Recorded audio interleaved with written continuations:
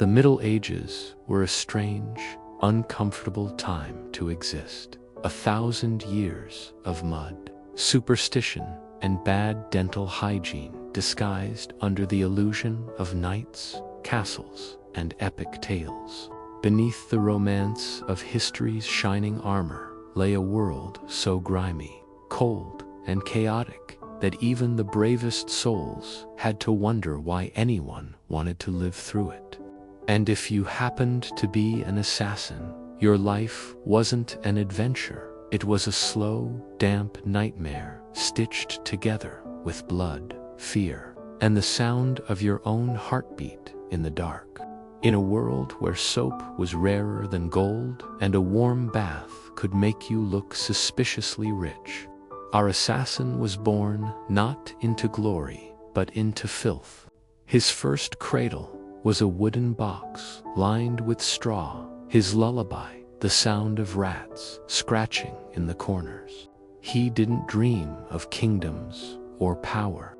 He dreamed of food, of waking up one day without the dull ache of hunger twisting in his stomach as he grew. He learned early that the world was a marketplace of cruelty. There were no heroes, no saviors, only survivors. Life was a barter system, and every kindness came with a price. He watched men fight over moldy bread, women sell trinkets that were once wedding gifts, and children vanish into alleys, never to be seen again. The local lord's men patrolled the streets in polished armor, their boots clinking against the cobblestones, and people bowed their heads not out of respect, but out of fear. It was in that fear that the art of silent killing was born. Assassins were not noble warriors. They were the invisible edge of history, people who slipped through the cracks of society. Unseen, unheard, unremembered, he didn't choose the blade. The blade chose him, or rather, the world pushed it into his hand. Maybe he stole once too often. Maybe he offended the wrong man. Or maybe someone noticed his quiet eyes and steady hands. One night, under the watchful glow of a crescent moon, he was given a choice by a man cloaked in shadow: lose his fingers for theft or put them to better use. The choice was simple, though it carried a lifetime of consequences. He took the second option, and by dawn, his new life had begun. The life of a shadow. Training was not glorious. There were no masters with poetic wisdom, no grand ceremonies of initiation. There was only hunger, bruises, and the metallic taste of regret. His lessons began at night, when the world was quiet enough to hear the wind breathe between the stones. He learned how to move without sound, how to see in near darkness, and how to listen for footsteps that didn't belong. Every mistake cost pain. Every lesson left scars. When he failed to hide well enough, his trainer would find him and leave him tied in the courtyard, exposed to the cold until the stars faded.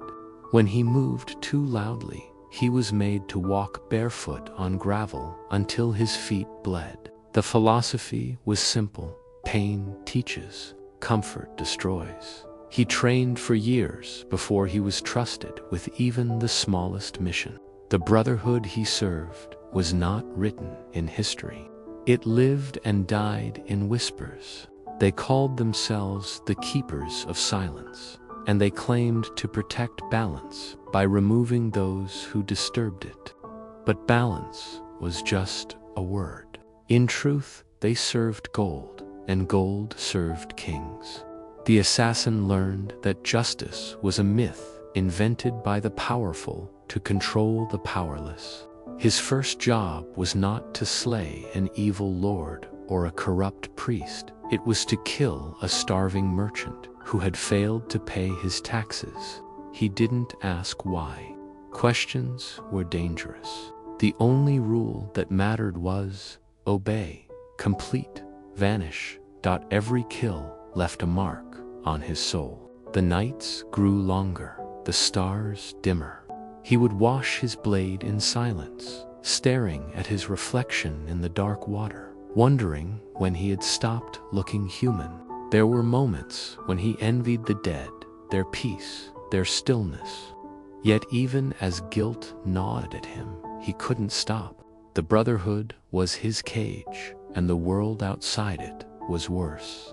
Leaving wasn't an option. Leaving was a death sentence. To survive, he learned the art of becoming invisible, even in plain sight. In the bustling markets, he would blend with merchants, pretending to bargain for apples while his eyes scanned for threats. He learned to smile when spoken to bow when expected, to hide his contempt behind silence. Sometimes his targets were noblemen, sometimes priests, sometimes lovers who knew too much. Each name written on a parchment was another piece of someone else's ambition. He didn't care anymore who ordered the kill or why. He was just a hand, a tool forged by poverty and fear. Life for a medieval assassin was not filled with luxury or power. It was a constant dance with death.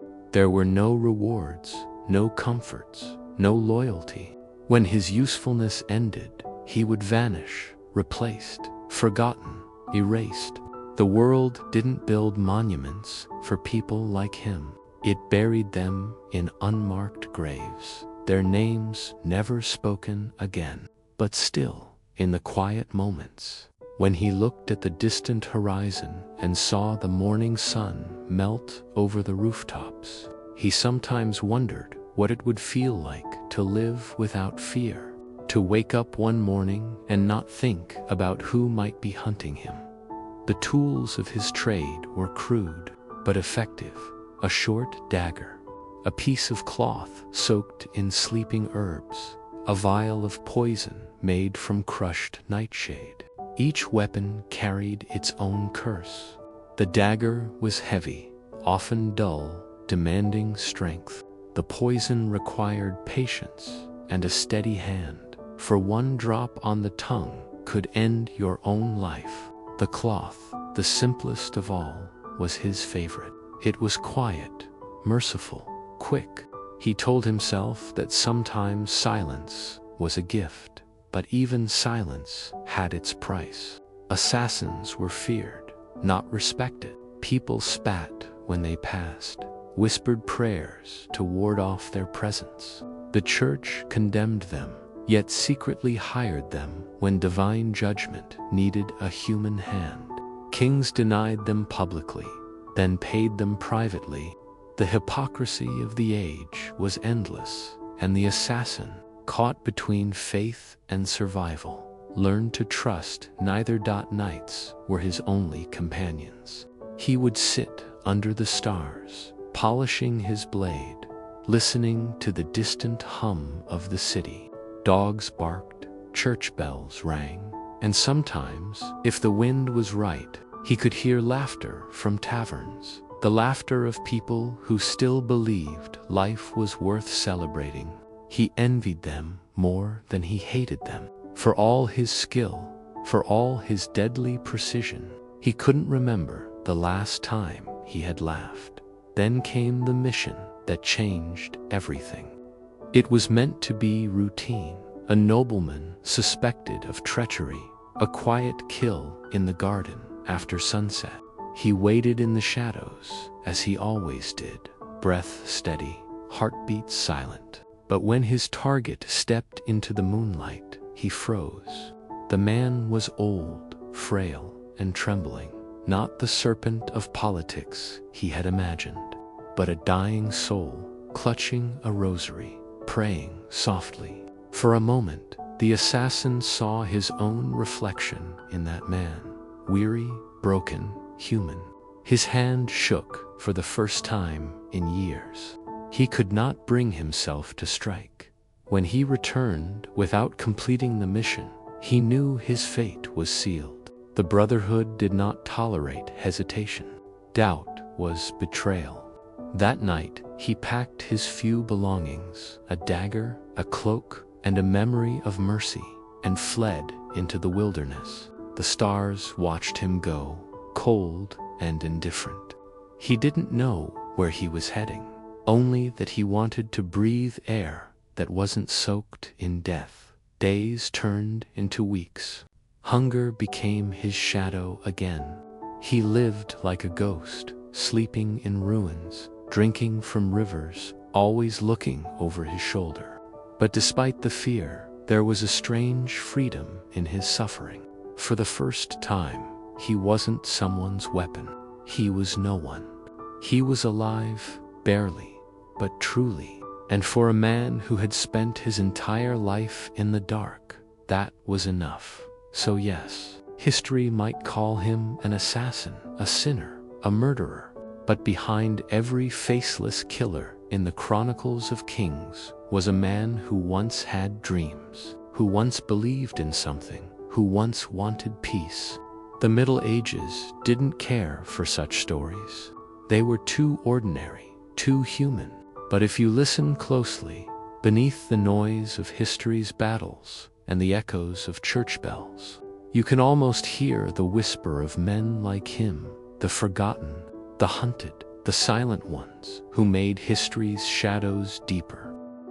In the medieval world, secrecy was more powerful than any sword. Castles might crumble, kings might fall, but whispers, they survived. They passed through alleys, between tavern doors, carried on the breath of drunkards and beggars until they reached the right ears. It was through whispers that the Brotherhood of Shadows existed, not in the open streets, not in royal decrees, but in the unseen space between fear and faith. They were the ghosts of history, the invisible ink written between wars and peace treaties. No one ever admitted to hiring them, and yet they were always working, always listening. The Brotherhood had no banner, no fortress, no anthem sung in the moonlight. Their home was everywhere and nowhere.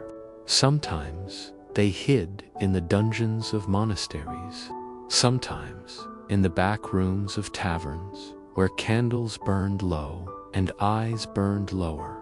The organization was a web, each thread connected to another, every member a secret within a secret. To enter it, one had to vanish first. It wasn't enough to swear loyalty. One had to erase their past. A new name, a new face, a new life. The first rule was clear. You were never born.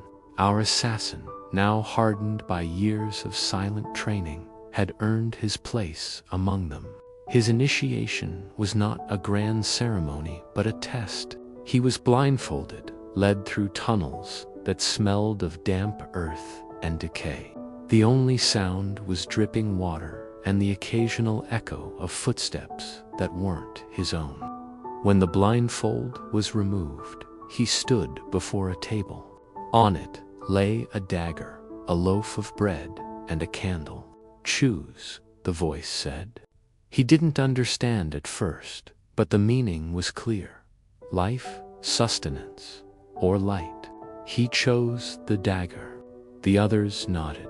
Then you belong to the dark. Membership in the Brotherhood wasn't a privilege, it was a burden. Every day, every breath was pledged to the cause.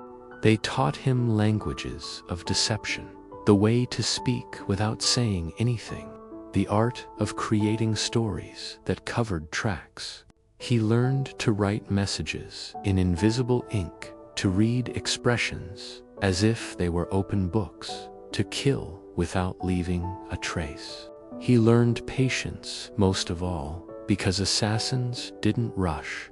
A target might be watched for months before the strike came. Sometimes years. Death, after all, was most powerful when it came quietly. The Brotherhood believed that killing wasn't about cruelty, it was about control. Violence, the old masters said, is the purest language of obedience. Every kill was a message. Some were meant for kings, others for the people who believed kings were untouchable. But as he rose in rank, the assassin began to see what lay behind the curtain. The Brotherhood didn't serve balance or justice. It served power. Whoever could afford to pay. Assassins were mercenaries, and mercy was not part of the business. Still, they justified everything with riddles. A tree must be cut for the forest to live. A candle must burn to give light. Empty words to hide empty souls. But he clung to them because, without meaning, the blood on his hands would never wash off. The Brotherhood had rules for everything: when to strike, how to vanish, even how to die. If captured, they were to take a poison hidden in a hollowed tooth. Death before confession. Betrayal was unthinkable, and yet it happened often. Assassins were human, after all. Some broke under torture, others for gold, and a few for love. When they were caught, their punishment became a warning. Their bodies were displayed in the public square, heads shaved, tongues removed. The people watched and whispered, "The devil eats his own." But inside the shadows, loyalty wasn't built on fear alone. It was built on need. The Brotherhood gave food, protection, purpose. In a world where peasants were disposable, assassins were, at least, valuable. They were the blades that kings pretended not to hold. They shaped history quietly, removing rivals, silencing rebels, ensuring that wars ended before they began. No one remembered their names, but their work carved empires. The assassin became one of their best. He was methodical, disciplined, and invisible. He could walk through a crowded square and vanish between two blinks. He could follow a nobleman for weeks, studying his habits, his fears, his weaknesses. He could slip poison into a chalice or a dagger into a back with the same emotionless precision. Yet the more perfect he became, the emptier he felt. His hands were steady, but his heart was hollow.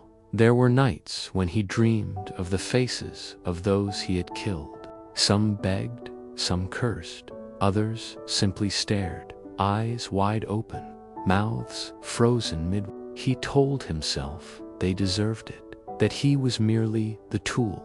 But in the stillness between missions, when the world grew too quiet, he could hear their voices whispering in the dark corners of his mind. It was then that he began to doubt not just the Brotherhood, but himself.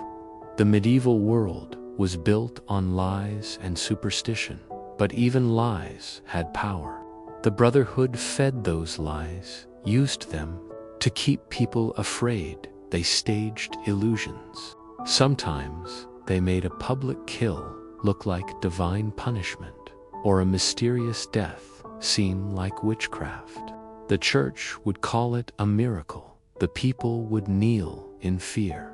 And the Brotherhood would get paid twice, once by the client and once by the terrified nobles seeking protection. It was a theater of blood. One winter, the assassin was sent north, across frozen rivers and through villages buried in snow. His mission was to eliminate a monk who was said to possess forbidden knowledge, an ancient book that challenged the church's teachings. But when he found the monk, he didn't see a heretic.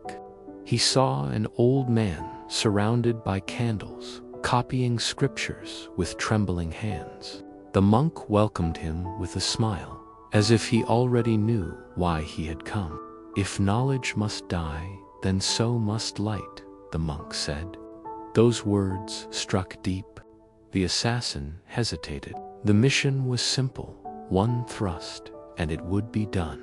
But for the first time, he questioned who decided what was forbidden. he carried out the mission. But something inside him cracked that night.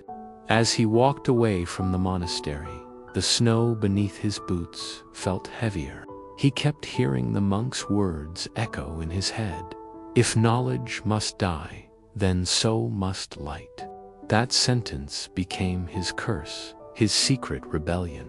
He started collecting fragments of truth, stolen pages, whispered stories, forbidden ideas. It was dangerous, suicidal even, but he couldn't stop. For years, he had lived in the dark. Now he wanted to know why the light was forbidden. The Brotherhood noticed. They always noticed. Paranoia was their religion. He was called to a gathering, a circle of torches deep beneath a ruined chapel. The leader, an old man with a voice like gravel, asked him, "Have you forgotten your vow?" The assassin said nothing. The old man smiled, cold and slow. "The silence you broke will now claim you." That night, the Brotherhood turned its blade inward.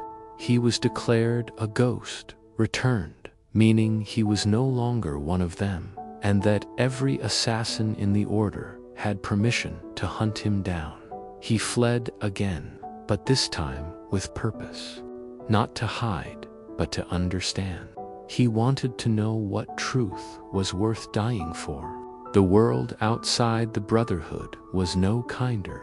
Kings still killed for crowns. Peasants still starved for bread. And priests still preached salvation for a price. But now he saw it all differently. He saw the system, a machine powered by fear, oiled by silence, and maintained by men like him. As the days turned into months, he began to write, not just names, but thoughts, questions, confessions. He wrote about what he had seen, what he had done, and what he had learned. He wrote of the Brotherhood, their rituals, their lies, their manipulation of faith. He buried those writings under a stone near a riverbank, hoping that someday someone might find them. Maybe they would call him a monster, maybe a madman, but at least they would know the truth. And so, as the world kept spinning, the assassin became a myth, a ghost who haunted history. Some said he lived among monks, others that he died in battle. No one ever knew, but perhaps somewhere in the silent corners of old libraries, a page still whispers his story, the story of the man who lived in shadows and one day dared to question the darkness itself. The road stretched endlessly before him, a thin, winding scar cutting through the belly of the medieval world. Every step our assassin took was a whisper between life and death. The Brotherhood had cast him out, branded him as a traitor to their cause. And now the shadows that once protected him had turned into predators. Yet there was a strange peace in his solitude. For the first time in his life, no one commanded his blade. No one decided who would live or die by his hand. Freedom, he realized, was not the absence of chains. It was learning to live with the scars they left behind. He walked through lands torn apart by war, where villages burned like candles in the wind, and the cries of the dying became the music of the age. Famine stalked the streets. Disease crawled through every wound. The people he passed were hollow-eyed, their faith in God worn thin by hunger. In such a world, his own sins seemed small, almost meaningless. He had killed men who ruled with cruelty, and men who prayed for mercy, but the world itself was the real executioner. No assassin could match the cold efficiency of time, hunger, and plague. Every village had its own stories of monsters. Some spoke of demons that drank blood, others of witches who cursed the moon. But the assassin knew better. The monsters were human. He had worked for them, dined with them, killed for them. Kings wore crowns of gold to hide their rot. Priests held crosses high to mask their greed. And beneath it all, men like him cleaned up the mess, unseen, unnamed, unpaid. That was the price of silence, to live knowing the truth, yet never speak it. He tried to blend among the travelers, merchants, pilgrims, beggars, but his eyes betrayed him. They were too sharp, too aware, scanning every shadow. He couldn't unlearn what he'd been trained to see. Danger had a scent, a rhythm, a shape. Once, while resting near an abandoned chapel, he heard the faint crunch of footsteps behind him. He didn't move, didn't breathe. The air shifted. Instinct took over. In one motion, he rolled aside and drew his blade. A dart hissed past, striking the tree where his head had been. The Brotherhood had found him. The fight was silent and short. 2 assassins against 1. They were faster, younger, but he was desperate. Desperation made him unpredictable. One he disarmed with a kick to the ribs. The other he pulled close and turned the man's own knife into his throat. When it was over, he sat in the dirt, trembling, staring at their bodies. The snow around them turned red. He had killed again, not for money, not for a cause, but simply to keep breathing. The irony wasn't lost on him. No matter how far he ran from his past, his hands always found their way back to blood. He buried the 2 assassins beneath a willow tree. For the first time, he whispered a prayer. He didn't know who he was praying to. Perhaps for them, perhaps for himself. He only knew that silence could no longer protect him. The Brotherhood would never stop. To survive, he had to disappear completely. And so he did. He cut his hair, burned his cloak, and threw his dagger into a river. He took the name Elias, the name of a dead monk he once met on a mission long ago. From that day, the assassin became a ghost. He found shelter in a monastery hidden high in the mountains, a place where men sought God through silence. The irony made him almost laugh. The monks took him in without question, as they did with all wanderers. They gave him robes, a bowl of thin soup, and work. He spent his days copying old manuscripts, his nights staring at the candle flame, wondering how many lives he had erased with the same precision he now used to trace holy words. The quiet was suffocating, yet strangely healing. For years, he had moved through life like a shadow. Now, he was learning how to exist in stillness. The abbot, an old man with kind eyes, seemed to sense the turmoil behind his calm exterior.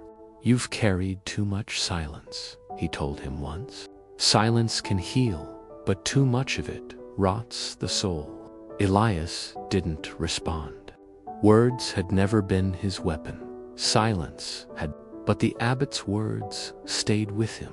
For the first time in years, he began to speak, not to others, but to himself. He wrote in secret, memories, confessions, fears.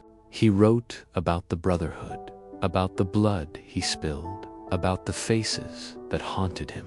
Each word felt like a wound opening, but also like a poison leaving his body. Months passed into years. The world outside changed. Kings rose and fell. Empires shifted. Plagues came and went. Inside the monastery, time stood still. But peace, he soon learned, was not eternal. One winter night, as the monks slept, he woke to the faint echo of footsteps in the corridor. That rhythm, he recognized it instantly. Precise, controlled. assassin's steps. His blood froze. The Brotherhood had found him again. He blew out his candle and moved silently into the shadows. Through a crack in the wall, he saw 3 figures enter the hall. Hoods low, blades glinting in the torchlight. They weren't looking for treasure. They were looking for him. He could have fled through the back passage, but something inside him snapped. For years, he had run. For years, he had hidden. But that night, the hunted decided to become the hunter once more. He moved like smoke. Years of rusted instincts came alive. He waited until one assassin passed near the corner, then struck, fast and quiet. The blade slid clean through the man's ribs. Before the others could react, Elias vanished into the darkness. It became a deadly dance, 3 against 1. But in the dark, numbers didn't matter. The fight lasted only minutes. When it ended, the hall was silent again, except for the dripping of blood onto stone. But victory brought no satisfaction. In killing them, he had killed the last ties to his old self. The Brotherhood would never stop coming. He knew it now. Their silence was a religion, and he had become their blasphemy. The only way to end it was to destroy what they worshipped, secrecy itself.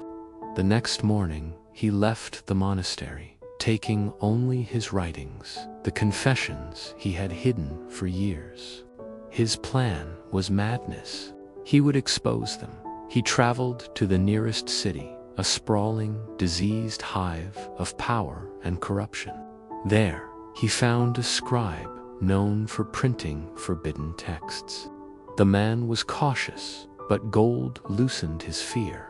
For weeks, they worked in the dark, transcribing the assassin's memories into a book.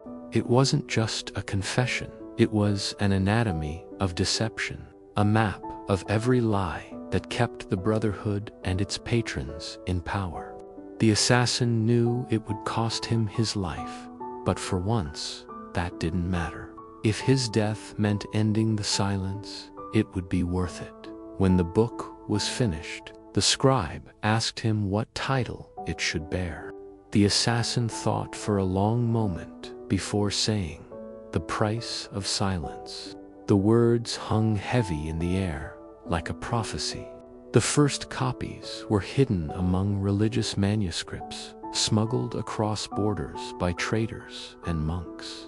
Whispers began to spread stories of an invisible order that killed kings and silenced truth.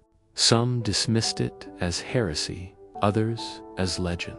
But the seed had been planted. The Brotherhood began to fracture, consumed by its own paranoia. Members turned on each other, killing to prove their loyalty. The machine of shadows began to eat itself. As for Elias, he vanished once again, not as a hunted man this time, but as a ghost who had finally found peace. Some said he died in a small fishing village by the coast. Others claimed he lived as a hermit in the woods, carving words into stone. No one knows for sure. But centuries later, when scholars found fragments of an old manuscript sealed inside a monastery wall, they recognized the handwriting, precise, elegant, deliberate. The margins were filled with one repeated phrase, scratched over and over until the ink had bled through the page. Even silence has a voice. Perhaps that was his final message, that truth can only sleep for so long. Sooner or later, even in the darkest corners of history, someone will speak. The rain had been falling for 3 days without pause. In the narrow alleys of an old fortress town, water trickled through every crack and gutter, washing away the dirt, but not the sins of those who lived there. Beneath a broken archway, our assassin sat still as stone. the hood of his soaked cloak hiding his weary eyes. Each drop of rain echoed like a clock he didn't own, counting down to the moment when his loyalty would again be tested. In the medieval world, loyalty was a fragile thing, paid in blood, sealed with fear, and betrayed for a loaf of bread. No one trusted anyone completely, and that rule was carved deepest into the hearts of men who killed for coin for years. The assassin had lived by the code of shadows: obey without question, disappear without trace. But tonight felt different. His latest command came not from a faceless noble, but from his own master, the man who had trained him, fed him, and broken him into the weapon he had become.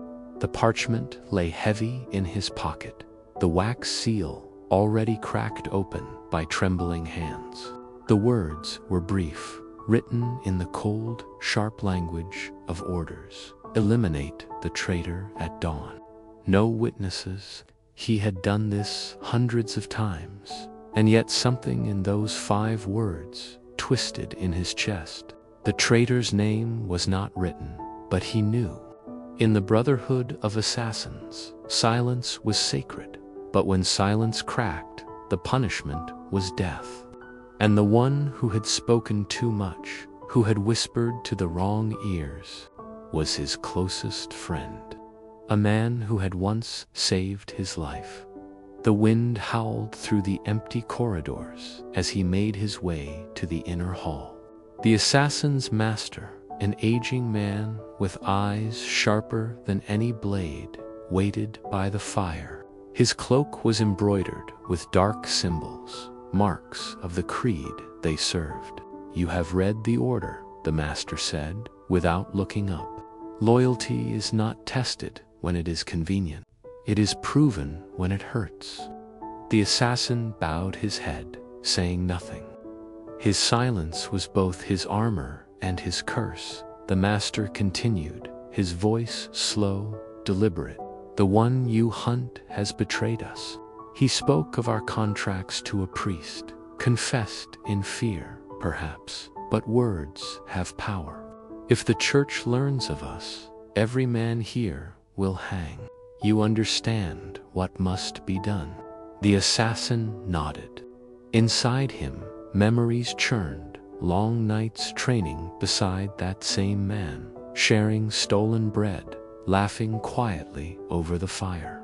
They had buried bodies together, escaped blades together, and yet now he was asked to bury a brother. That night, as the rain turned to mist, the assassin prepared. He cleaned his knife, sharpened its edge until it gleamed like moonlight. The ritual of readiness was sacred, oiling the blade, binding the wrist, wrapping the hilt with cloth to silence the grip.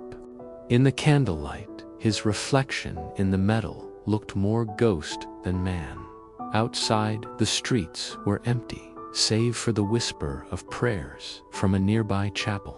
The assassin walked through puddles, reflecting the trembling glow of torches, each step a reminder of how alone he was. The city slept, unaware that another soul would be erased before dawn.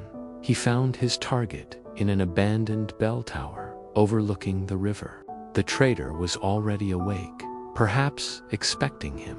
"I knew you'd come," the man said quietly, his voice rough with exhaustion. "They sent you, didn't they?" The assassin said nothing. "Tell me, brother, do you ever wonder why we kill? Why men like us must serve masters who never show their faces?" The assassin's jaw tightened. "Our questions are buried with our victims," he replied. The traitor smiled faintly, not with defiance, but pity. "Then you've already died, my friend." He took a step closer, unarmed. "They'll use you until you're nothing but a name," they whisper to frightened children. "I told the priest because I couldn't stand it anymore. The blood, the lies, the emptiness." The assassin hesitated, a sin greater than any other in his world. His fingers trembled on the dagger's hilt. He saw the years of loyalty, the nights of fear, the faces of those they'd killed. Was he protecting honor or hiding guilt? The question burned like a torch in his chest. The traitor closed his eyes. "Do it quickly," he whispered. "I've already made my peace." When the blade sank in, there was no scream, only the soft sigh of rain through the broken window. The assassin lowered the body gently to the floor, as if laying a brother to rest. His heart pounded, his breath shallow. The blood on his hands was warm to human. He wiped it clean, but the stain in his mind would never fade. He stayed there for a long time, staring at the body, feeling the weight of every decision that had brought him here. For the first time, he understood what his master had truly meant. Loyalty was not about obedience. It was about sacrifice. And in sacrificing others, a man slowly sacrificed himself when he returned to the fortress. Dawn had begun to break over the mountains. The master was waiting, his hands folded. "It is done?" he asked. The assassin nodded. The old man studied him closely, eyes narrow. "You hesitate," he said softly. "Hesitation is a seed. It grows. Pluck it now, before it consumes you." The assassin turned to leave, his voice low. "It's not hesitation," he said. "It's memory." The master watched him go, knowing that memories were the one thing a killer should never have. They were the cracks through which regret seeped, and regret, in their world, was death waiting patiently. That night, the assassin dreamt of fire. He saw the fortress burning, his brothers turning their blades on each other, and his master watching from afar, smiling faintly as if it were always meant to happen. He woke, drenched in sweat, unsure whether it was a warning or a prophecy. Outside, the world went on, merchants shouting, bells ringing, children playing in the mud. Life continued, indifferent to the silent war of shadows that protected it. The assassin walked among them unseen, another ghost in daylight, burdened with a loyalty that chained him tighter than any prison in the distance. Thunder rumbled again, as if the heavens themselves disapproved of the bargains men made in the dark. The following weeks unfolded like a fog that refused to lift. Every morning, the assassin awoke before the sun and waited for his next command, yet none came. The fortress, once a humming hive of secret purpose, now felt hollow. The torches along the stone corridors burned lower than usual, and the eyes of his fellow assassins avoided his. Silence hung heavy in the air, not the sacred silence of discipline, but the nervous stillness that comes before a storm. He knew the signs. He had seen them before in other cities, before other purges. It meant one thing. Someone had begun to question loyalty again in the Brotherhood of Shadows. Loyalty was never presumed. It was tested, broken, rebuilt, and tested again. The assassin's hands, still rough from sharpening blades, began to tremble, not from age, but from the invisible pressure of paranoia. The master's words echoed endlessly in his mind. Hesitation is a seed. And yet, what if that seed was not hesitation, but truth? What if the Brotherhood was no longer what it claimed to be? One night, as the moonlight crept through the slits of the barracks window, a folded scrap of parchment appeared on his cot. There was no name, no seal, just a few lines in hurried script. "They know what you did in the tower. The blood has not washed away. Run or be buried." He read the words again and again, unsure whether to laugh or curse. In the assassin's world, trust was a luxury long extinct. Every message, every whisper could be a trap. Still, something in his gut told him it was real. He had felt the shift in the fortress, the way the guards watched him longer, how the master's aides paused when he entered a room. The next morning, he went about his tasks as usual. He cleaned his weapons, recited his oaths, joined the others in silence during mealtime. But beneath the calm surface, his mind was a storm. He began to study those around him. The young apprentice, who used to look up to him, now averted his gaze. The quartermaster spoke to him less, offering curt nods instead of words. Even the pigeons that carried coded messages seemed to arrive late these days, as though time itself were turning against him. Then came the summons. The master wished to see him alone. He walked through the long corridor that led to the inner chamber, the same one where countless assassins had received their orders or their deaths. The sound of his boots echoed off the stone walls, blending with the distant hum of wind outside. When he entered, the master stood by the window, staring out at the valley below. "You have been quiet," the old man said, without turning. "Too quiet." The assassin bowed slightly. "I was told silence was a virtue." "It is," the master replied, "but even silence can betray. It hides thoughts, and thoughts become doubts." He finally turned, his face half lit by the morning sun. "There are rumors," he continued, "rumors that you hesitated in the tower, that you questioned the order." "I carried it out," the assassin said firmly. "Yes," the master said slowly, "but the act is not what matters. It is what lives behind the act." He stepped closer, his voice dropping. "Loyalty is not obedience. It is belief. Tell me, do you still believe?" The assassin's mouth went dry. He searched for words, but the truth was heavier than his tongue could lift. In that instant, he saw not his master, but the machinery behind him, the endless cycle of commands, betrayals, and sacrifices that had kept their brotherhood alive for decades. He realized that belief was the very chain that had enslaved them all. "I believe in survival," he said at last. The master's expression didn't change, but something cold flickered in his eyes. "Then you have already chosen your side," he whispered. That night, he could not sleep.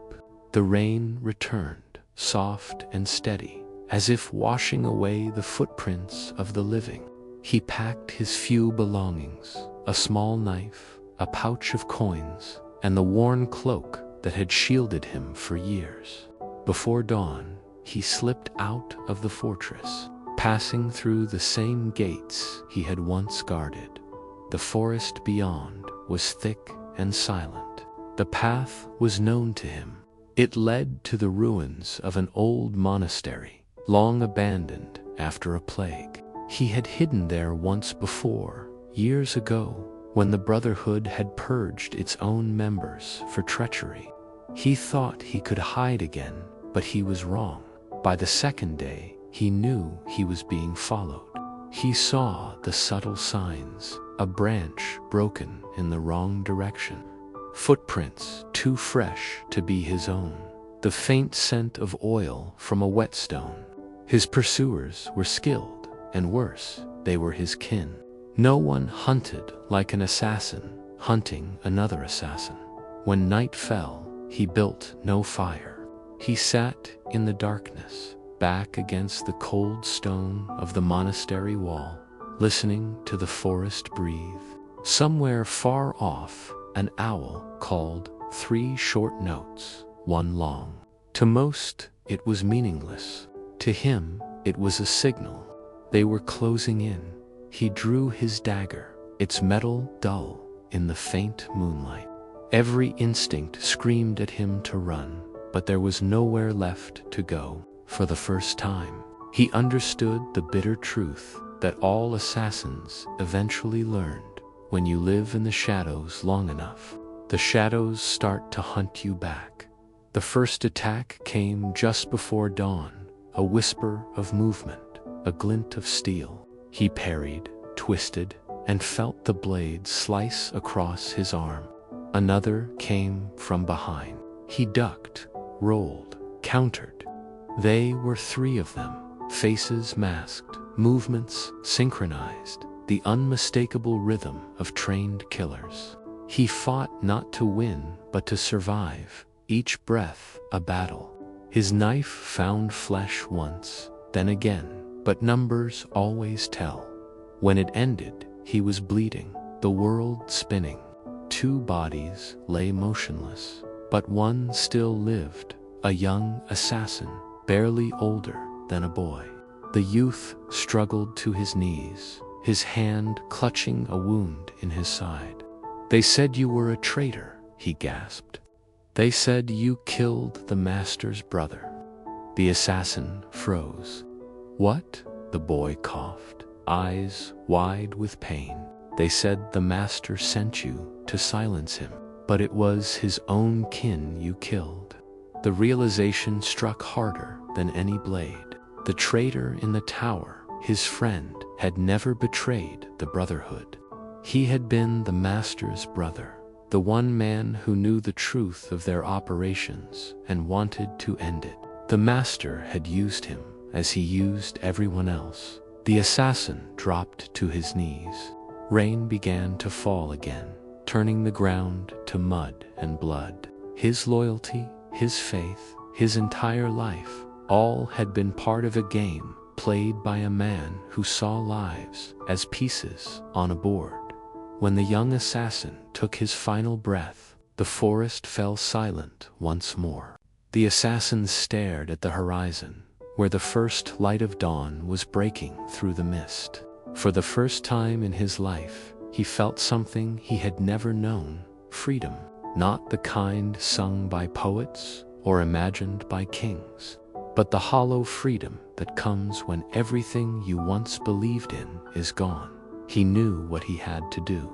The web of betrayal could only be broken by cutting out its heart, and its heart was still beating inside the fortress walls. He rose, weak but determined, and began the long walk back through the forest. Behind him, the monastery lay in ruins, a grave for those who had chased him. Ahead of him, the dawn glowed faintly red, as though the sky itself bled in anticipation of what was to come. The assassin no longer moved like a ghost. He moved like a man who had nothing left to lose. The fortress loomed on the horizon like a sleeping beast, black towers piercing the clouds, its stones darkened by centuries of rain and blood. The assassin had walked for 3 days without rest, through mud, hunger, and pain that burned deeper than his wounds. Every step closer to the fortress was a step deeper into the past, a past filled with oaths whispered in candlelight, the echo of his master's commands, and the faces of men who no longer drew breath. The forest behind him had swallowed the last traces of mercy. What he carried now was not vengeance. It was clarity. For the first time, he saw the Brotherhood for what it truly was, a machine of fear built by one man's thirst for control, disguised as honor. The road to the fortress was deserted. The village at its base had long been abandoned, its people driven away by war and taxes, their homes now empty shells. He passed the church where he once confessed his sins, though he never believed in absolution. The doors hung open, the altar desecrated, the crucifix broken in two. Even the saints seemed to have turned their faces away from this cursed land. He paused for a moment before the shattered altar, whispering to no one in particular. If you ever watched us from above, you watched too long. By nightfall, he reached the outer gates. The guards recognized the hooded figure, but hesitated to challenge him. He had been one of their own, a legend whispered by recruits, the man who never missed. His silence was more terrifying than any sword. When he pushed the gates open, the creaking echoed through the entire courtyard. It was as though the fortress itself remembered his footsteps. Inside, little had changed. The same torches flickered against the same damp walls, their light casting the same trembling shadows. Yet the air felt heavier now, as if the walls themselves knew the blood that was about to be spilled. He moved through the corridors with the precision of memory. Every turn, every staircase, every hidden door burned into his mind from years of servitude. He avoided the main hall and took the narrow passage that led to the master's quarters. It was the same path he had walked countless times to receive his orders. Only this time he brought his own. He stopped outside the chamber door. For a long moment he listened. The faint crackle of fire, the rustle of parchment, the slow, deliberate turning of pages. Then he entered. The master sat by the fire, draped in robes of deep crimson, his back to the door. On the table before him lay maps, letters, and sealed contracts. Without turning, the old man spoke. "I wondered when you would come back. You always were predictable." The assassin said nothing. His boots left wet marks on the stone floor as he stepped closer. The firelight painted his face in shades of gold and shadow. The master rose slowly, his movements calm, almost graceful. "You've killed 3 of your brothers. The boy, too, a waste. He had promise. You lied to me," the assassin said, his voice low and steady. "Of course I did," the master replied, as though explaining a simple truth. "Everyone lies in this world. Priests, kings, beggars. Lies are the mortar that keeps the walls standing. The difference between us, my son, is that I lie with purpose. You made me kill your own blood." The master finally turned, his lined face illuminated by the fire. "He betrayed the brotherhood. He wanted to end what I built. He would have burned it all to please his conscience. Tell me, would you have preferred that? To see everything we've done, everything we've survived, erased because of weakness?"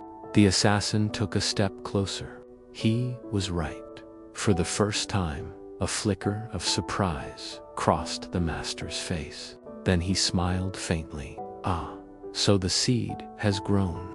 He gestured to the parchment on the table. "Do you know what's written there? The next decade of history. Wars, kings, alliances, all guided by my hand. We are the invisible hand that shapes the world, my boy. We kill so others can believe in peace. Peace built on blood is still war," the assassin said. The master's tone hardened. "Don't pretend you're innocent. You've killed more men than I can count. You trained under my roof, ate from my table, wore the cloak I gave you. Every breath you take belongs to me." The assassin's eyes narrowed. "Not anymore." The master's hand moved toward the dagger on the table, but the assassin was faster. The sound of metal leaving its sheath sliced through the silence. The 2 men stood facing each other, firelight dancing between them, teacher and student, father and son, creator and creation. "You taught me to kill without hesitation," the assassin said. "Tonight, I finally understand why you feared hesitation so much. Because it makes us human. You think this will free you. the master sneered. "You can't kill the shadows. They live in you now. When I die, you'll take my place. That is the only truth in this life." The assassin stepped closer until the blade pressed against the old man's throat. "Then let's find out if the shadows can bleed." The dagger struck, swift and deep. The master gasped, eyes wide, but there was no scream, only the sound of fire crackling and the faint whisper of breath leaving a body that had once commanded fear across kingdoms. The assassin held him upright for a moment, then lowered him gently to the chair, as if putting an old ghost to rest. He stood there, staring at the lifeless figure. The fire cast strange shapes on the wall, the two of them frozen in time, one fallen, one unbound. The assassin felt no triumph, no peace, only silence. A silence so complete it seemed to swallow the world. He gathered the parchments from the table and threw them into the fire. The flames devoured the ink, curling the edges until the letters turned to ash. Every plan, every secret, every name gone. The Brotherhood would not rise again under this roof. As the room filled with smoke, he turned and walked toward the balcony. The dawn was breaking over the valley, painting the horizon in red and gold. From this height, he could see the river winding like a silver thread through the land. The same river where he had once trained, once bled, once dreamed of freedom. Below, the fortress stirred. Bells began to ring. The guards had found the body. He knew they would come for him, hundreds of them, blades ready, blinded by the same loyalty that had chained him for years. He could fight, but what would be the point? His story was ending exactly where it began. In the shadows of loyalty and death, he looked down at the drop below the cliffs, sharp and unforgiving. The wind carried the smell of rain, of earth, of something clean. For a moment, he smiled. "No more masters," he whispered. Then he stepped forward into the dawn. The fall seemed endless. The world blurred into light and air and freedom. And when he finally hit the river below, the splash was swallowed by the roaring wind. The fortress burned later that day, the flames climbing high, devouring stone and steel alike. No one ever discovered who set the fire, though rumors spread like weeds. Some said the assassin had survived, living in exile as a ghost among peasants. Others said he had become a legend, a warning to all who believed loyalty was eternal. But the truth, as always, stayed hidden, buried beneath centuries of silence. Forgotten like the bones of those who built empires in the dark. And so the Brotherhood ended, not with a scream, but with a whisper. The river carried him far from the fortress, further than he ever meant to go. The current was cold and merciless, dragging his body through the black water until the world itself blurred into silence. When he finally awoke, it was to the sound of birds and the distant rumble of thunder. His body ached. His cloak was torn, his blade gone. He lay on the muddy riverbank, half dead, half born again. For the first time in years, he felt the wind without walls around him. No orders, no oaths, no master's voice echoing in his skull. Just the sky, stretching endless and indifferent above him. He moved slowly, every limb screaming with pain. The wound on his side throbbed, where a blade had cut deep during the fight in the monastery. He tore strips from his cloak and bound it as best as he could. The blood would not stop, but he didn't care. Pain was proof that he was still alive, and life, he realized, was something he had never truly owned until now. He wandered for days, surviving on roots and river water, until he reached the edge of a forgotten village. The people there were poor farmers and widows, their hands calloused from a lifetime of labor. They looked at him with suspicion, for he carried the aura of death that all soldiers and killers carried. Yet one old woman, bent with age and kindness, took pity on him. She gave him shelter in a broken hut on the outskirts of town. "You've got the eyes of a man who's seen too much," she said as she handed him bread. "Best not to speak of it. Around here, the past is buried deep." And so he stayed. Days turned into weeks, and the assassin became a ghost among peasants. He helped repair roofs, carried buckets of water, and tilled the fields. His hands, once trained to wield daggers, now held tools of life instead of death. He found a strange peace in the rhythm of work, the creak of the well, the smell of wet earth, the song of sparrows at dawn. Yet, beneath it all, a quiet unease lingered. The past had a way of whispering through cracks in the present at night. When the village slept, he often stood outside his hut, staring at the moon. He thought of the men he had killed, the brothers he had buried, the master he had destroyed. The silence that once comforted him now felt heavy, like a tomb made of memory. Sometimes he wondered if he had truly escaped, or if he was merely living in the shadow of his own ghost. One evening, a traveler arrived in the village, a bard with a worn lute and a mouth full of stories. The villagers gathered around the fire to hear him sing.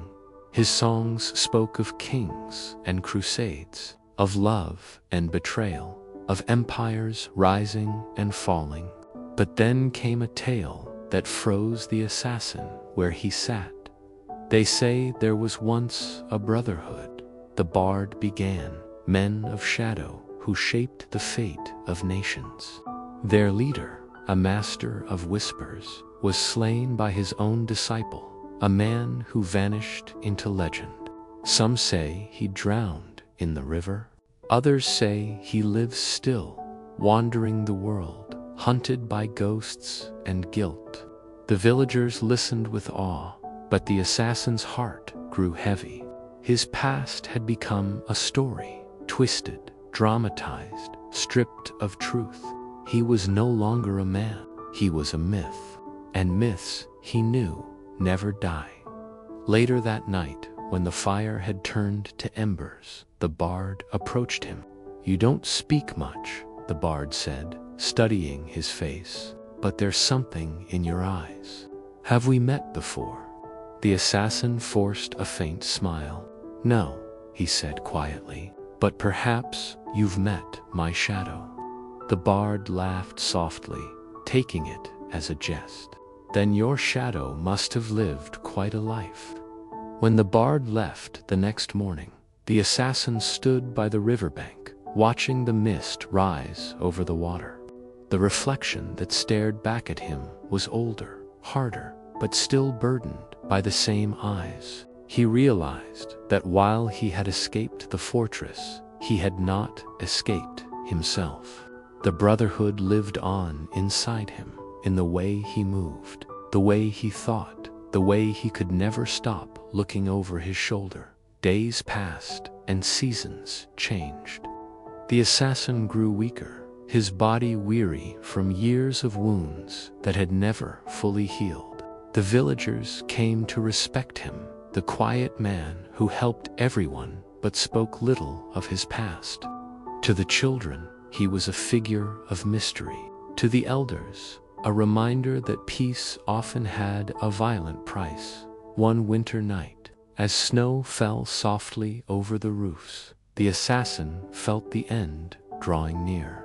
He sat by the hearth, the firelight flickering across his worn face.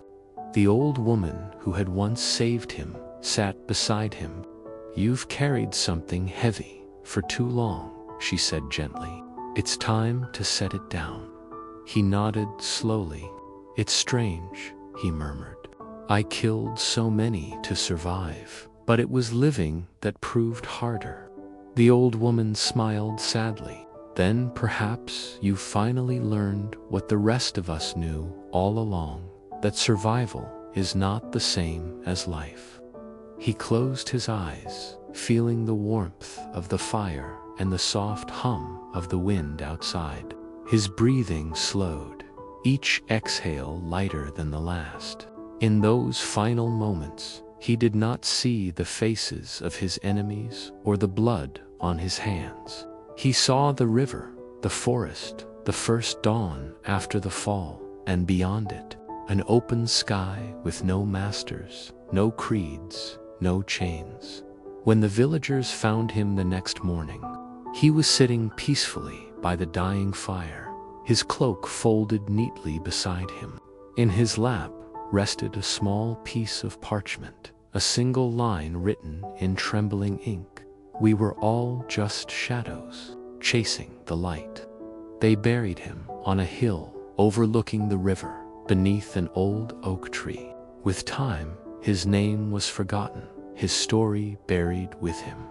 But sometimes, travelers passing through the valley claimed to see a figure walking by the river at dusk, a hooded man moving like mist through the trees. Whether ghost or memory, no one could say. But those who saw him swore that the figure never looked lost, only free. The years rolled on, and the world forgot his name, but not his story. Stories, like seeds, have a strange way of surviving the soil of time. The assassin who had once walked the earth as a ghost became a whisper that traveled from mouth to mouth, from tavern to monastery, from the lips of beggars to the tongues of kings. In the telling, he changed. He became taller, darker, more mysterious. He was no longer a man who had fled the weight of blood. He was a phantom of justice, a blade sent by fate. And thus, the lie began to live a life of its own in the grand halls of lords and bishops. Minstrels sang of him as the shadow of mercy, a figure who struck only the wicked and spared the pure. In another version, he was the betrayer, a cursed soul doomed to walk the earth until he repented for his sins. And in the darkest corners of the realm, thieves and outlaws spoke of him as the Whisperer, a spirit who visited those who killed for greed, warning them of the price to come. But truth was quieter than all of them. The truth had died with the man on that snowy night by the river. The truth was buried under layers of legend, polished by time and greed until it gleamed like something holy. What had once been a man's suffering became entertainment for the idle and a moral for the self-righteous. The church, ever hungry for symbols, turned his myth into a sermon. "Be not like the shadow," they said, "who sought redemption through sin." His story became a tool, a way to warn the faithful, to keep them obedient. Priests painted him in stained glass, a hooded man with a dagger dripping black blood, kneeling before the light of heaven. Meanwhile, in the streets, his tale took another shape. The poor loved him, for they saw in him a mirror of their own struggle, a man crushed by power, rebelling against a world that never loved him back. He killed the cruel, they said, and died with honor. They carved crude symbols of his hood into wooden doors, believing it would ward off corruption.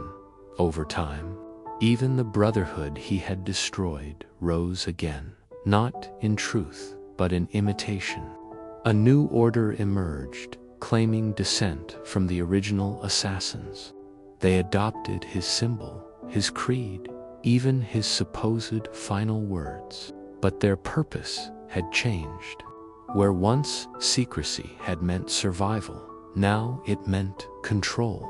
They became the very thing their founder had hated, a hierarchy of shadows, each clawing for dominance. In dusty libraries, scholars debated whether he ever existed. A myth born from the chaos of the Crusades, one wrote. Another argued the assassin represents mankind's eternal struggle between sin and salvation. Yet another claimed to have found his grave by the river. Though no body was there, only an old cloak, stiff with age, and a rusted dagger that crumbled when touched. And so his truth continued to dissolve. History, after all, does not care for accuracy, only for survival. What remains are the stories that comfort or entertain, the ones that people choose to believe. The rest is left to rot. Centuries later, a chronicler named Brother Alaric stumbled upon a forgotten scroll in the archives of a ruined abbey. The parchment was brittle, the ink faded, but the words were unmistakable. A confession written in a trembling hand. We were all just shadows, chasing the light. The chronicler read it aloud, his candlelight flickering across the page. Something in those words stirred him deeply. It was not a hero's cry, nor a saint's repentance. It was something far more human, the sigh of a man who had seen too much and understood too late. Brother Alaric tried to publish the finding, but few believed him. The scholars laughed. The church ignored him. A forgery, they said. No assassin could write with such poetry. The scroll was locked away again, and its truth sank back into silence. But Alaric never forgot.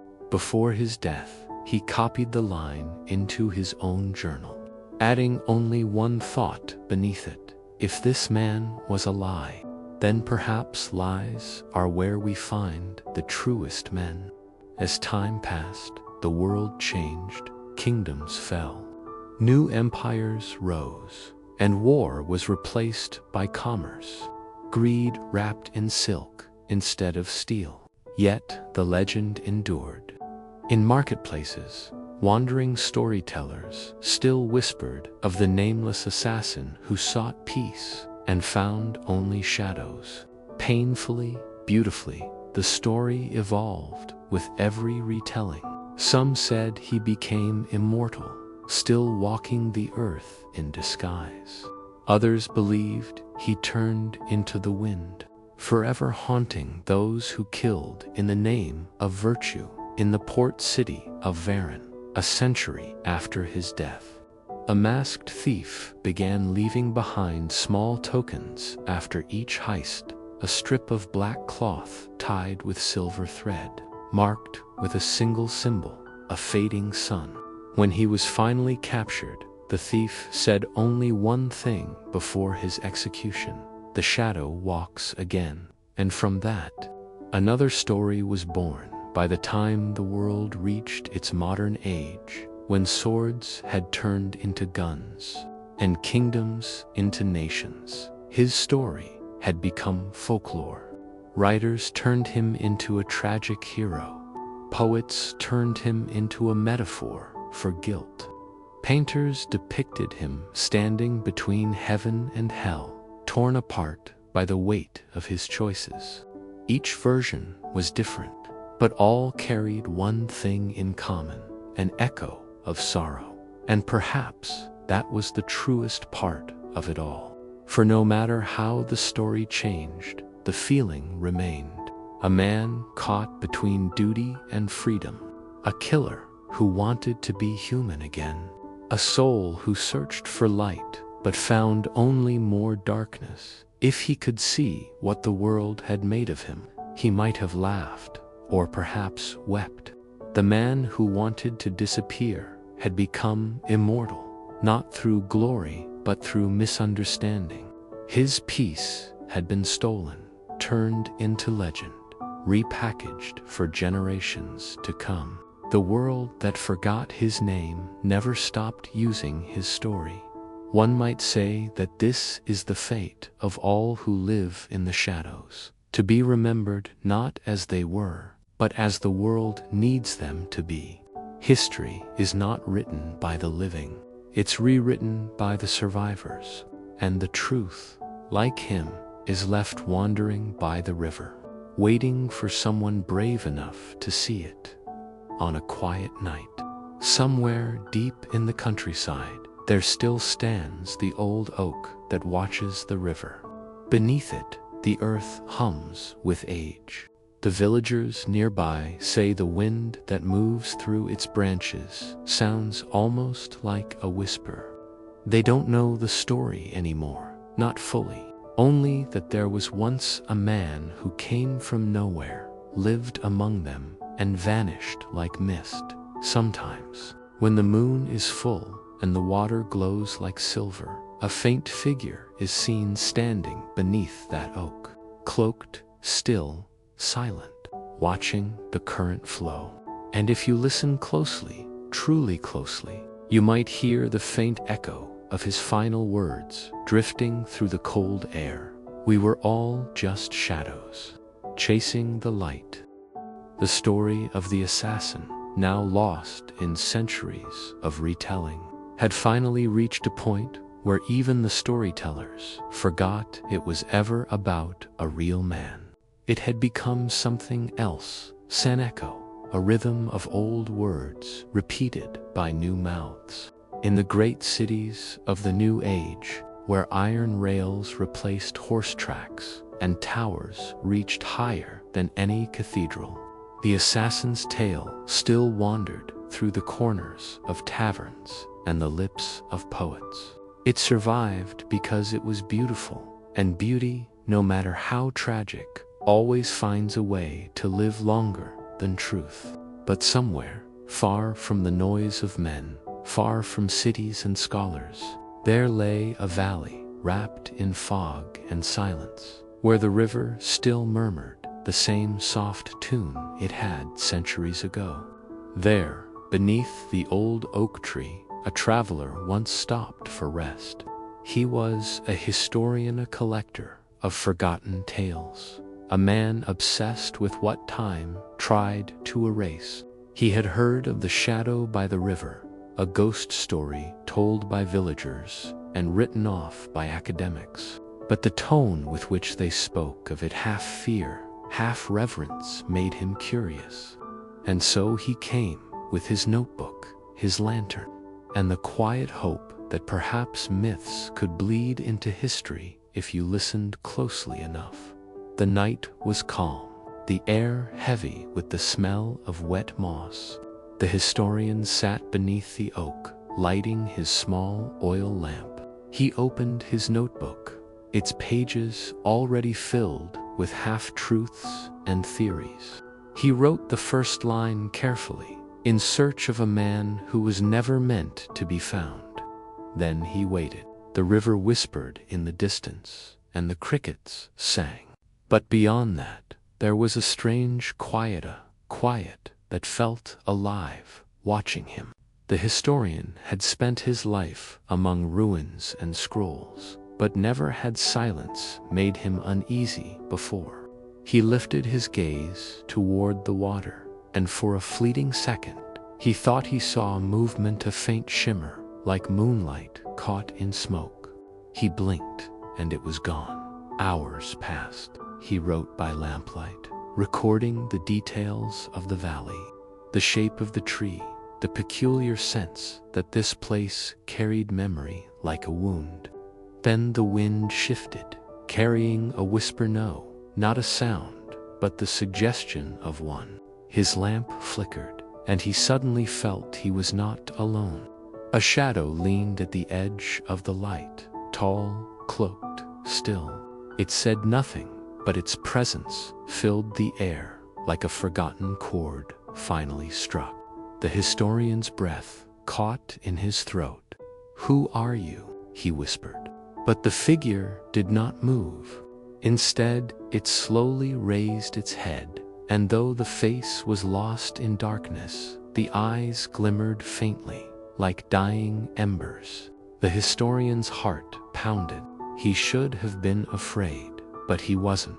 There was something deeply human in those eyes, tight, distant, and endlessly sad. He reached forward, but the figure stepped back, dissolving into mist, as though the night itself swallowed it.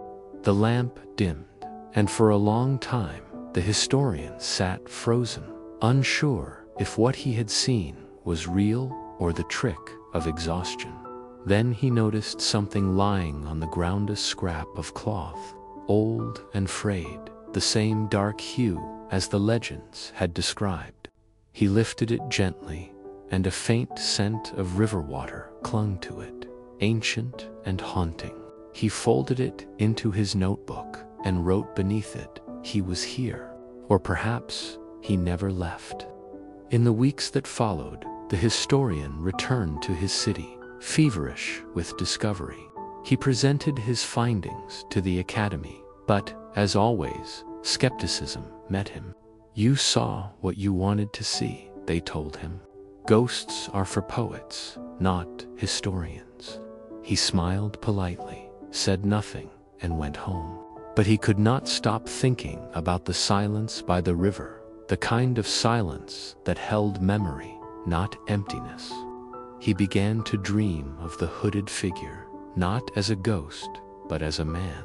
A weary man who had once tried to find peace and failed.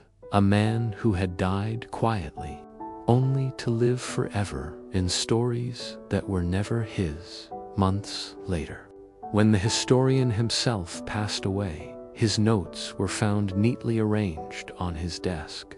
The last entry read, "Perhaps the assassin was not a man, but a mirror.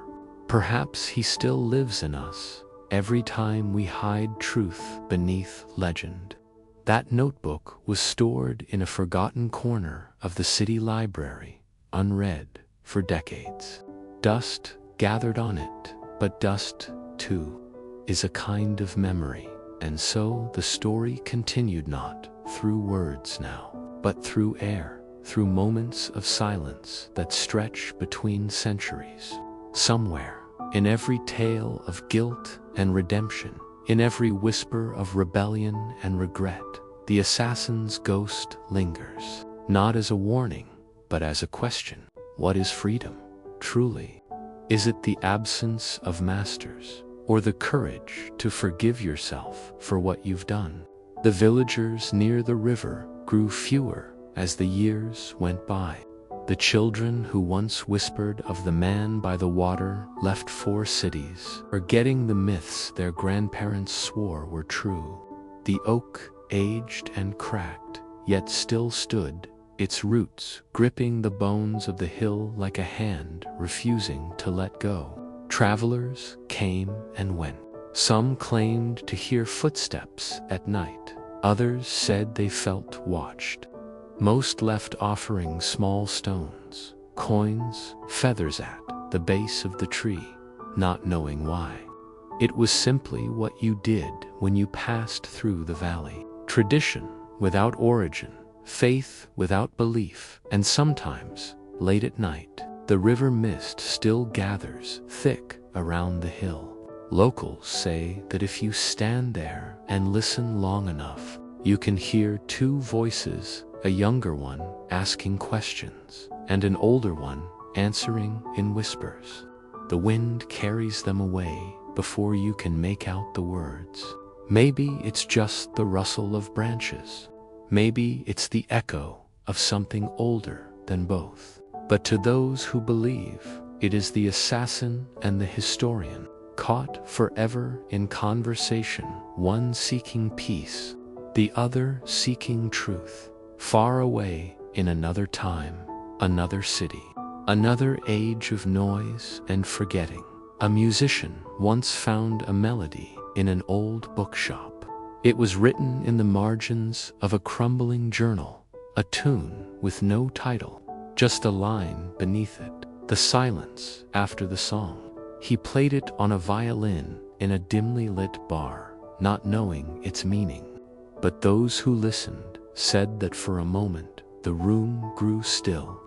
The world outside faded, and for a breath it felt as if time itself had paused to listen. The melody was slow, mournful, yet somehow peaceful, like the sigh of someone who had finally let go. No one knew that the line was taken from the assassin's story, preserved by accident through centuries of retelling. No one remembered his name or the truth of who he had been, yet somehow his silence had become music, his guilt had become beauty, and that, perhaps, was the closest thing to redemption he would ever receive. The song spread quietly, as all beautiful things do. People began to call it the river's lament. It appeared in films, in bedtime playlists, in museum exhibits about forgotten legends. Children fell asleep to it, never knowing it carried the weight of a man who once couldn't sleep at all. The assassin's curse had turned into a lullaby, and so, through irony and time, the darkness he had lived became light for others. One night, years later, a young woman stood by her window, headphones in, listening to the river's lament as rain fell outside. The melody wrapped around her like a dream. She didn't know why, but it made her feel safe, as if someone long gone was watching over her. She whispered into the dark, "Whoever you were, thank you." Somewhere, in the quiet distance of memory, the river kept flowing. The wind stirred the leaves of an old oak.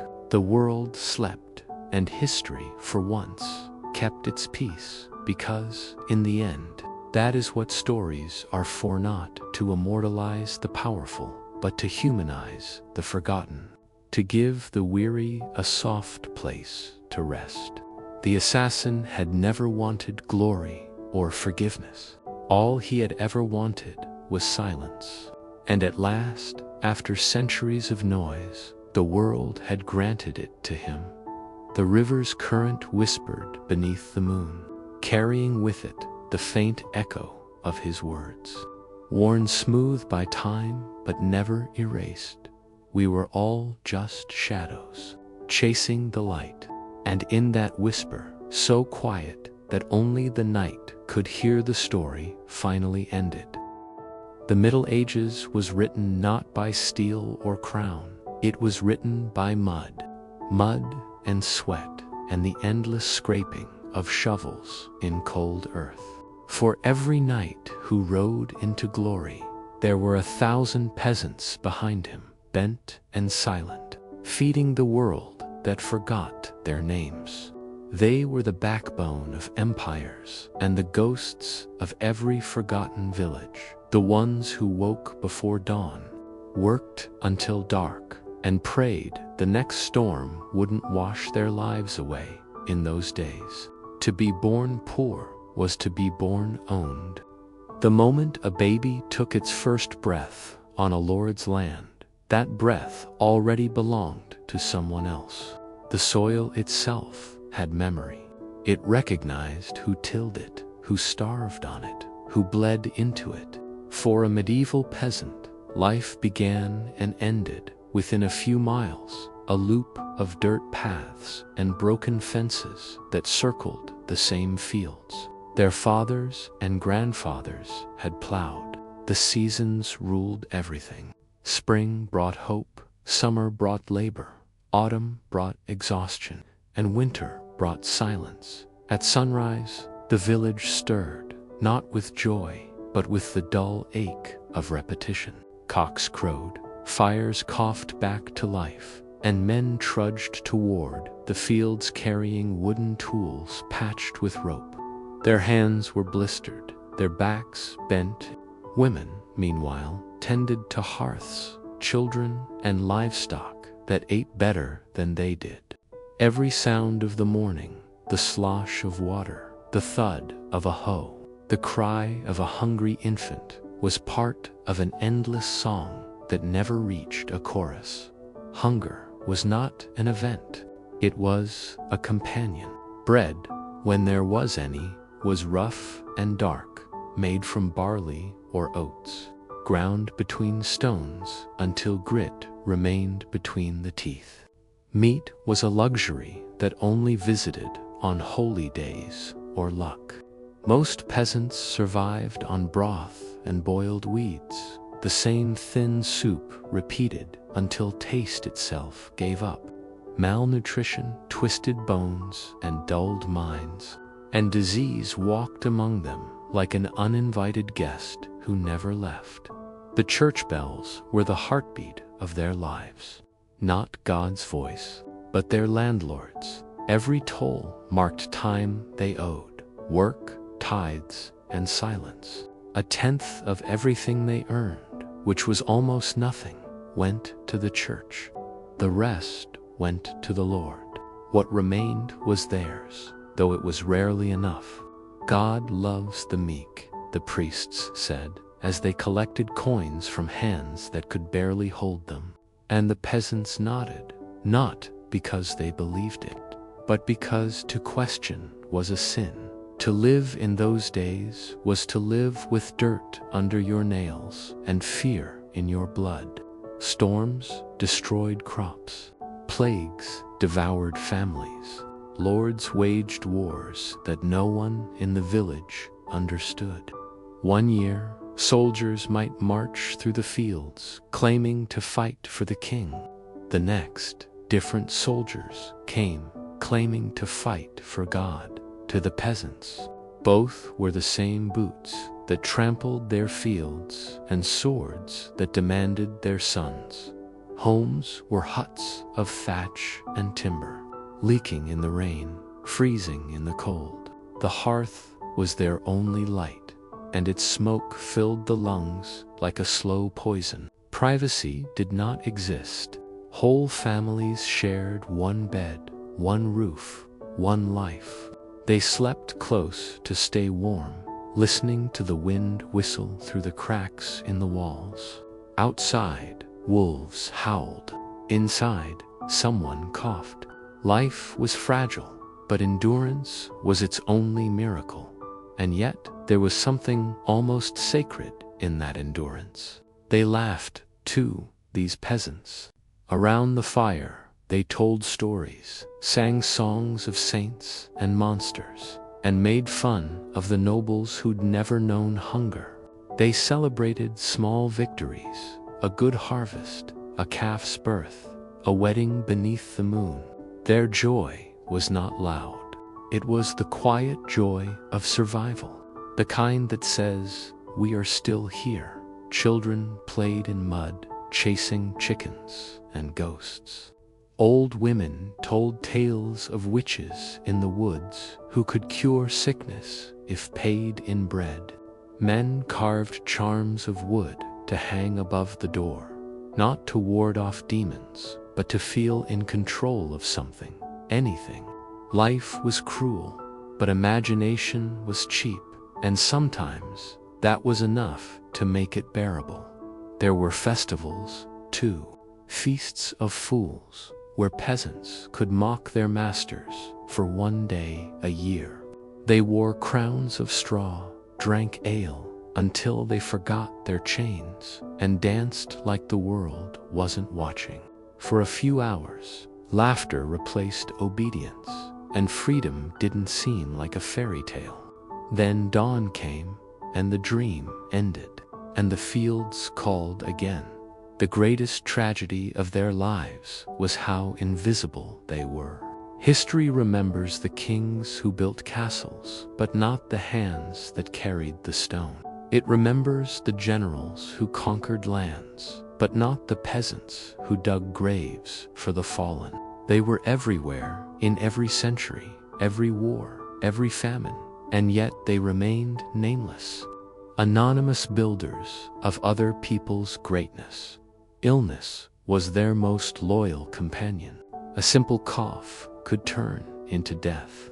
Fevers burned through villages like wildfire, and the doctors, if they came at all, came too late. Most medicine was superstition, herbs tied in cloth, prayers muttered over wounds.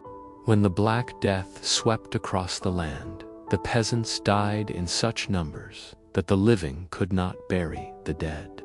The fields fell silent, the bells stopped ringing, and the world seemed to end in silence. Yet, somehow, some of them endured. Humanity has always found a way to crawl out of its own grave. Marriage was less about love and more about survival. A man needed a woman to keep the home. A woman needed a man to keep the fields. Children were both blessing and burden. Extra hands to work, extra mouths to feed. Most were born in the same hut where their parents had been born and died. Life's entire circle played out within sight of the same crooked fence. At night, when the world grew quiet, a strange peace settled over the village. The stars above looked no different than they do now, though few peasants had time to look up. Sometimes a man would step outside after a long day and stare at the sky, wondering if the people in heaven worked as hard as he did. He might whisper a prayer, not for wealth or glory, but simply for another sunrise. The truth is, history rarely bothers to remember the ordinary. But the ordinary was what kept history alive. Every brick of every castle, every loaf of bread that fed a knight, every field that filled the coffers of kings, all were born from the aching hands of peasants. They were not heroes. They did not seek redemption. They simply worked until they couldn't, and yet, in their quiet suffering, there was something pure. They taught the world what endurance meant, that even in the face of famine, fire, and fear, life could still go on. Their stories did not end with glory. They ended with sleep, with the sigh of a tired body resting after a day that looked exactly like the one before. If you listen closely on a still night in the countryside, you can almost hear them still, the rhythm of scythes through wheat, the creak of wooden wheels, the soft murmur of tired voices saying goodnight. It is the sound of history's heartbeat, slow and constant, buried beneath the noise of kings and wars. Because before there were crowns, before there were thrones, there were fields. And before history ever became legend, it was just life, dirty, hungry, and human. Night came slowly in the medieval world, like a blanket being pulled over the earth. The sun sank behind crooked hills, leaving behind a faint orange bruise across the sky. The fields, once alive with the movement of peasants bent over their labor, now stood silent, dark silhouettes of wheat and barley swaying in the faint wind. It was the hour when the poor turned to prayer, not because they expected answers, but because it was all they had left. Inside the huts, the air smelled of smoke and damp straw. A single candle flickered in the center, its light trembling like a tired soul. The family sat together, cross-legged on the dirt floor, their shadows long and crooked on the walls. The father's hands, scarred and calloused, were folded in front of him. The mother's lips moved silently, her eyes half closed. The children, too young to understand, mimicked their parents, glancing at the candle as if it might whisper a blessing. Their prayers were not grand. They did not pray for wealth or miracles. They prayed for rain that would not drown the fields, for warmth that would not burn the crops, for a day without sickness, for bread that would last until tomorrow. It was a language older than Latin, the language of survival. The church, towering at the edge of the village, loomed like a stone guardian. Its bells were cold metal tongues that spoke in the name of God, but to the peasants, they were reminders of what they owed. Still, they came every Sunday, trudging through mud. The priest, in his robe of fine cloth, stood before them like a man from another world. His words echoed through the hall, Latin verses few could understand, promising salvation in a life they could not imagine, and yet they knelt. Because even when the words meant nothing, the silence afterward did. It was in that silence, that brief pause, when everyone's breath hung heavy in the air, that something sacred lived. For a moment, the peasants felt seen, not by the priest, not even by God, but by each other. They were all, after all, trapped in the same story, bound by land, by hunger, by the turning of the same seasons. When Mass ended, they left quietly. Outside, the cold bit at their faces. Children chased each other among the gravestones, their laughter strange and bright against the solemn air. The adults moved slower, nodding to neighbors, whispering small talk about crops, cows, or illness. There was comfort in the routine. In a world that gave them so little control, repetition was a form of peace. The peasant's prayer followed them everywhere, whispered before eating, before sleep, before storms. When someone fell ill, neighbors came with herbs and blessings, murmuring verses learned from their grandmothers. When someone died, the whole village gathered to bury them, not because death was rare, but because death was constant. It was the one guest that never forgot to return. Graves were shallow, marked by simple stones or wooden crosses. The earth closed quickly, as if eager to reclaim what it had lent. The living didn't weep loudly, they couldn't afford to. Tears were a luxury, and grief was a duty. After all, someone still had to milk the cow, mend the roof, till the soil. Life did not pause for mourning. At night, the priest's words echoed in their dreams. Heaven was described as a place with endless feasts, golden streets, and songs that never ended. But most peasants didn't dream of gold. They dreamed of a warm fire that never died, of a field that never flooded, of children who grew strong instead of thin. Their idea of heaven looked a lot like home, just without hunger. Sometimes, though, the prayers changed. Some peasants began whispering different words, ones that spoke not of patience, but of anger. Why?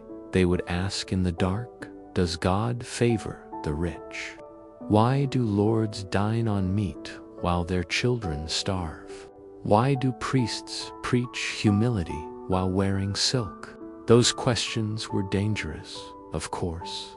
Heresy, they called it. But they were human thoughts, and once born, such thoughts never truly die. A few brave souls dared to speak them aloud.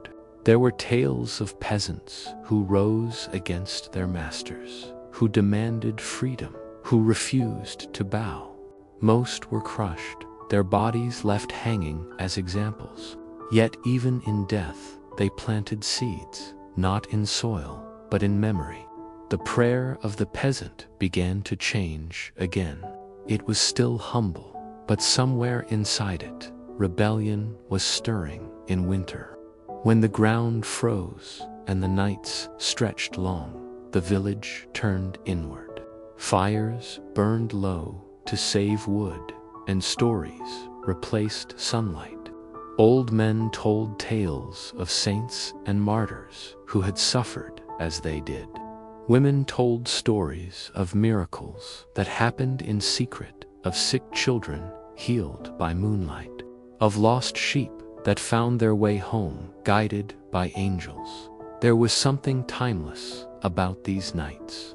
The wind howled outside, Snow pressed against the door, and inside, voices whispered and sang. The world shrank to a circle of warmth and light. In that moment, the peasants' lives felt almost holy, not because they were blessed, but because they endured. Their faith was not about belief. It was about rhythm. Wake, work, pray, sleep, over and over until the seasons turned. They didn't need proof of God. They needed the idea of Him, something to hold on to when everything else slipped away. One morning, after a long rain, a young boy named Tomas walked into the field barefoot. The earth was soft beneath his feet, and the air smelled of wet grass. He looked up at the sky, gray and endless, and whispered his own prayer. Please, let us have one good harvest. It was a small request, barely a breath, but in that moment, the world felt like it might be listening. That was how most prayers sounded in the Middle Ages. Small, quiet, half-hopeful things.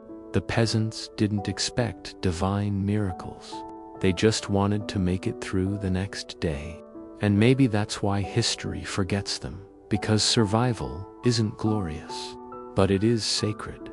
Centuries later, when historians speak of the Middle Ages, they talk about castles and crusades, knights and nobles. They forget the candlelight prayers, the whispered songs, the soft shuffle of feet on chapel floors. Yet those were the real sounds of that world, the heartbeat of a people who refused to stop believing, even when belief gave them nothing in return. Sometimes, the peasants wondered if their prayers ever reached heaven. The sky seemed so far, and God so silent. But perhaps that silence was its own kind of answer.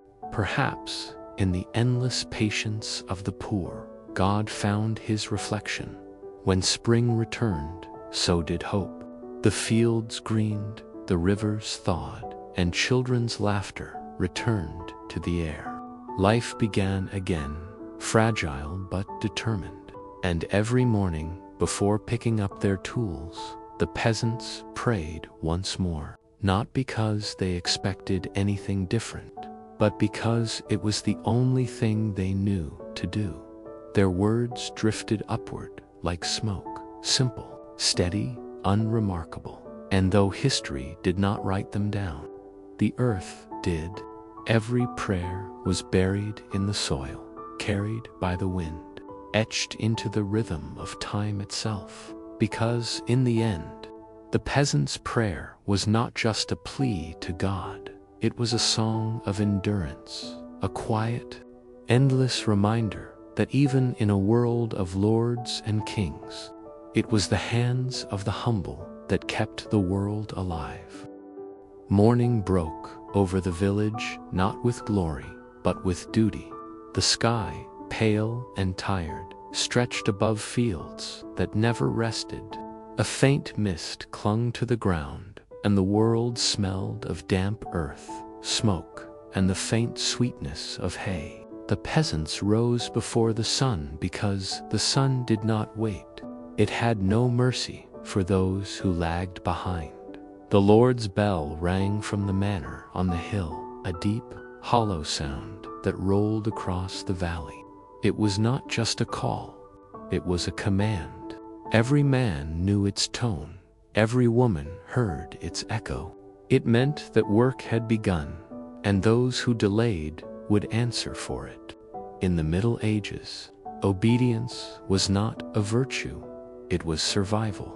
The peasants moved like shadows through the morning fog, carrying rakes, scythes, and baskets woven from reeds. Their faces were hidden beneath hoods and hats, but their movements told their story, practiced, weary, precise. The same tasks, the same path, the same aches. It had been this way for generations, and it would remain so for generations more. To live under a Lord was to belong to Him, body, time, and breath. The manor stood high above the fields, its stone walls catching the first light of dawn. To the peasants, it was both fortress and reminder.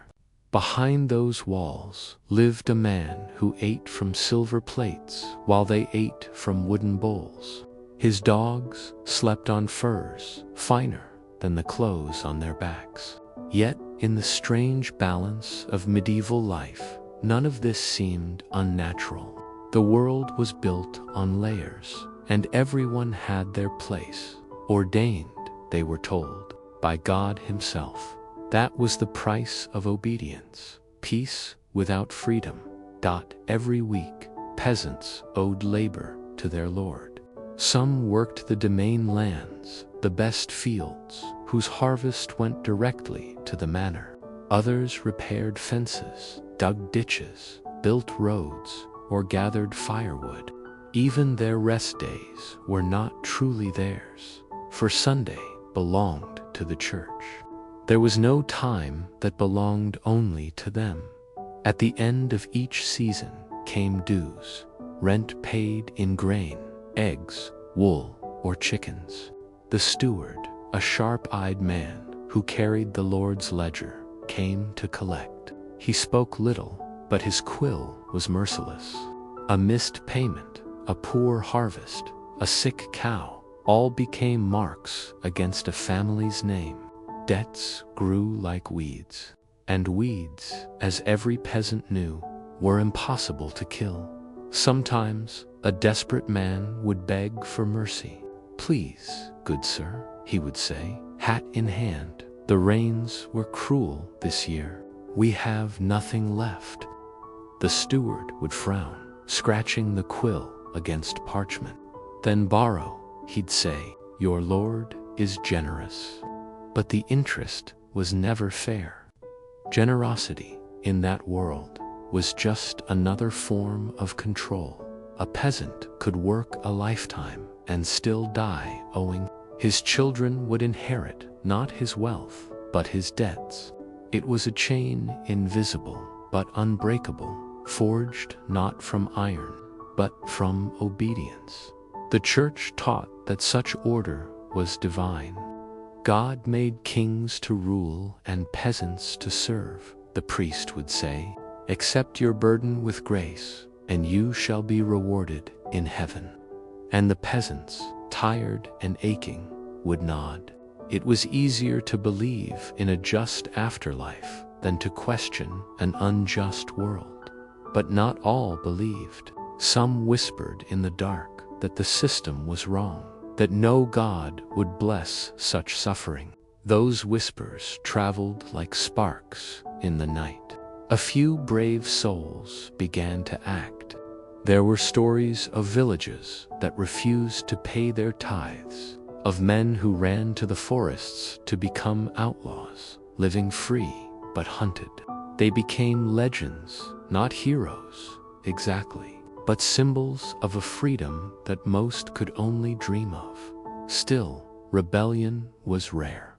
The cost was too high. The Lord's soldiers rode through villages in armor that gleamed like mirrors, their swords catching the sunlight. One look at them was enough to silence even the boldest tongue. The peasants bowed their heads and went back to work. In truth, most of them did not hate their Lord. They feared him, pitied him, envied him, but hate required energy, and energy was a luxury they did not have. They accepted the world as it was, because anything else seemed impossible. When a peasant grew old, his hands stiff and his back bent, he was allowed to rest. But rest meant hunger. There were no pensions, no gifts for the weary. His children took him in, and he became another mouth to feed.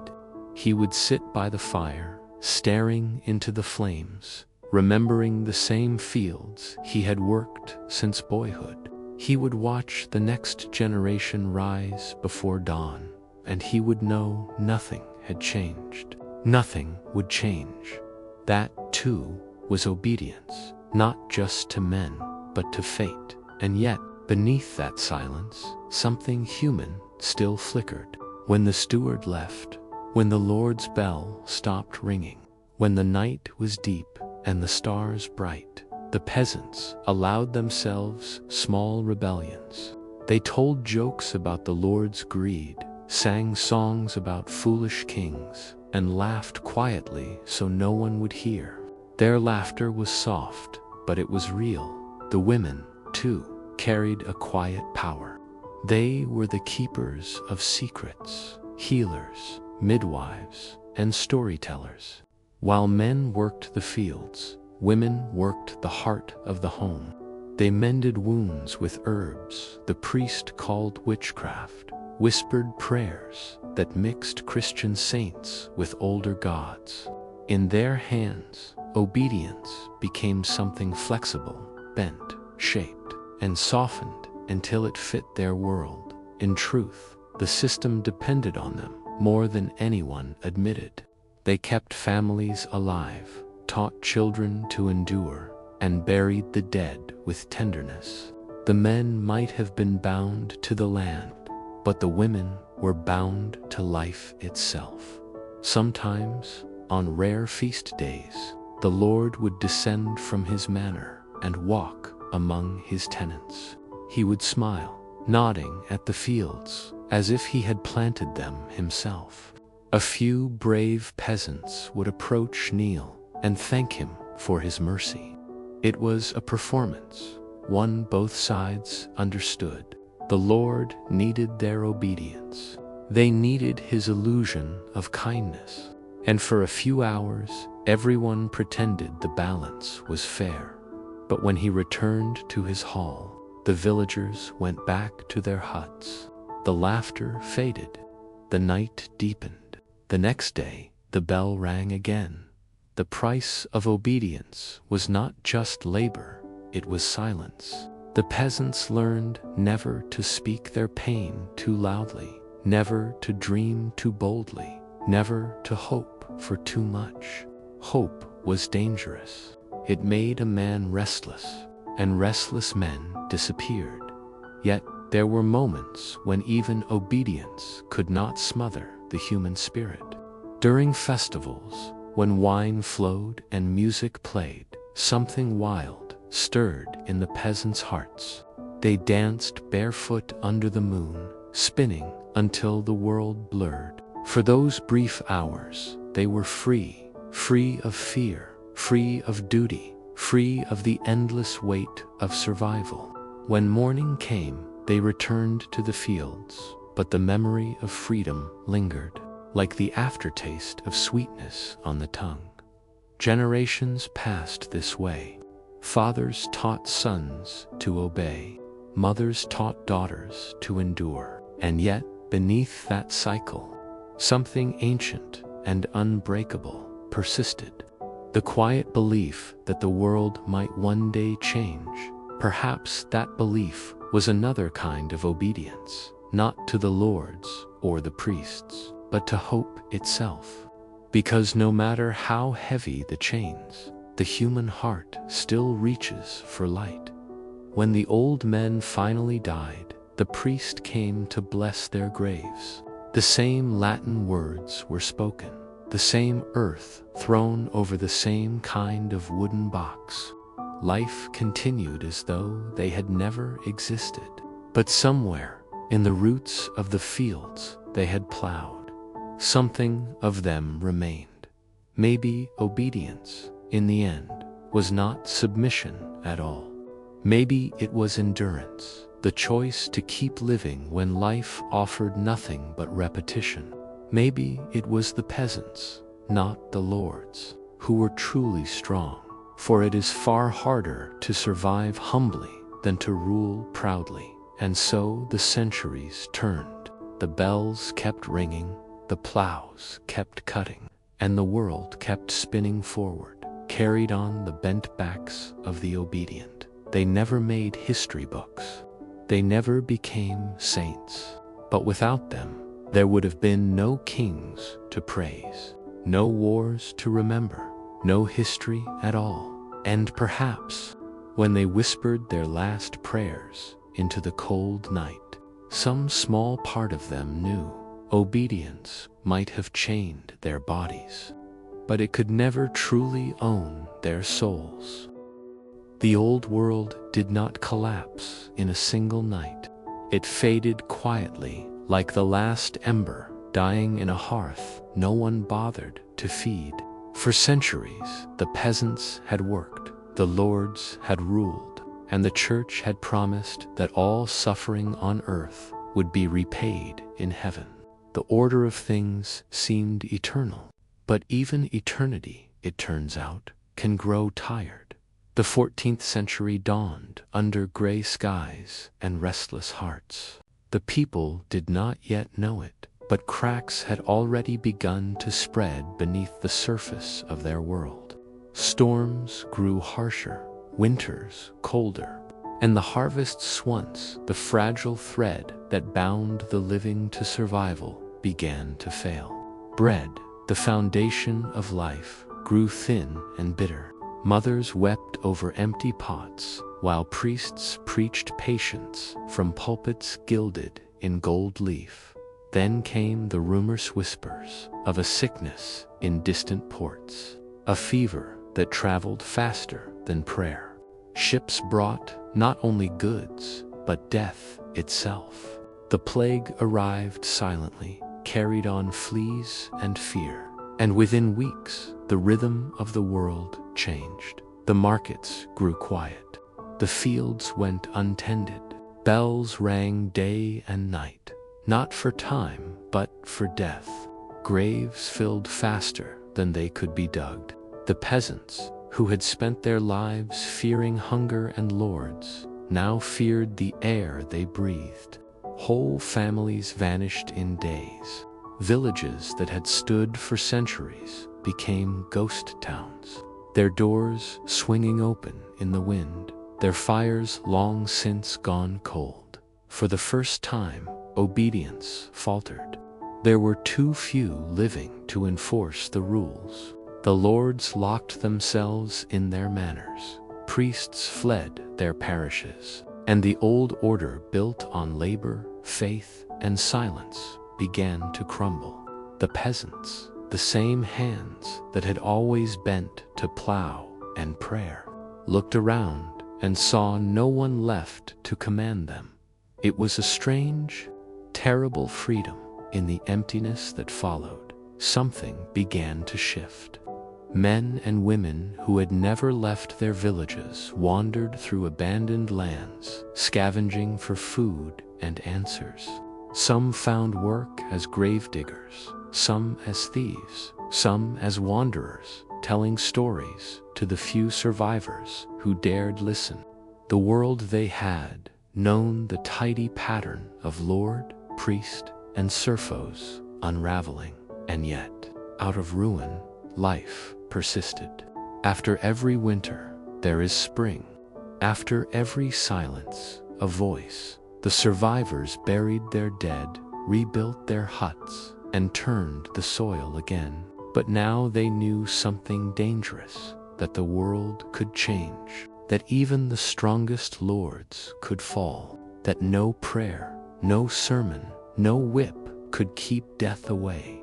The plague had taught them that life was brief, and that suffering, long accepted as holy, was not destiny, it was circumstance. When the worst had passed, and the bells finally stopped ringing, the peasants looked at their fields with new eyes. For once, the land seemed theirs. In many places, the shortage of workers gave them power.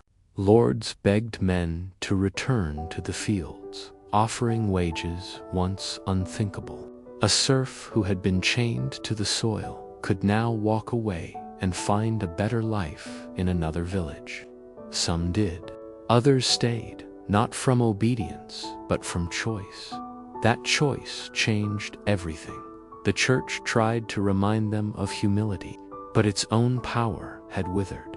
Too many priests had died. Too many prayers had failed.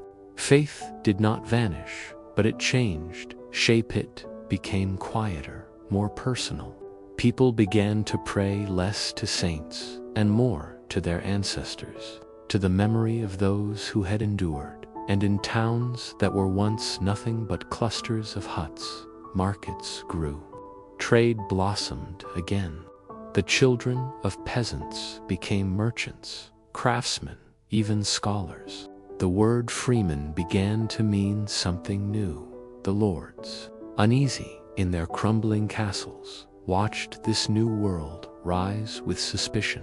Taxes increased, decrees were issued, and rebellions flickered like sparks in dry straw. The peasants' revolt of England, the Jacquerie and Francisties, were not just riots. They were the voice of centuries of silence, finally breaking. It was not a roar, but a murmur. We have suffered enough. The old world, built on obedience and fear, trembled. The peasants had learned that they were many, and the powerful were few. They had learned that death did not discriminate between lord and serf, and that knowledge was freedom terrifying, unstoppable freedom. Still, the change came slowly. Villages rebuilt themselves in the same patterns, but the air was different now. Hope, once buried deep beneath duty, began to rise. Children asked questions their parents never dared ask. Why must the Lord own the land? Why must the priest decide what God wants? Why must we bow? In those small questions lay the seeds of revolution, though no one yet knew it. As the century turned, Europe began to stir. Roads widened, cities grew, merchants carried silk, spices, and ideas from distant lands. The printing press would soon arrive, and with it, a new kind of power knowledge. But for now, the peasants still worked the fields.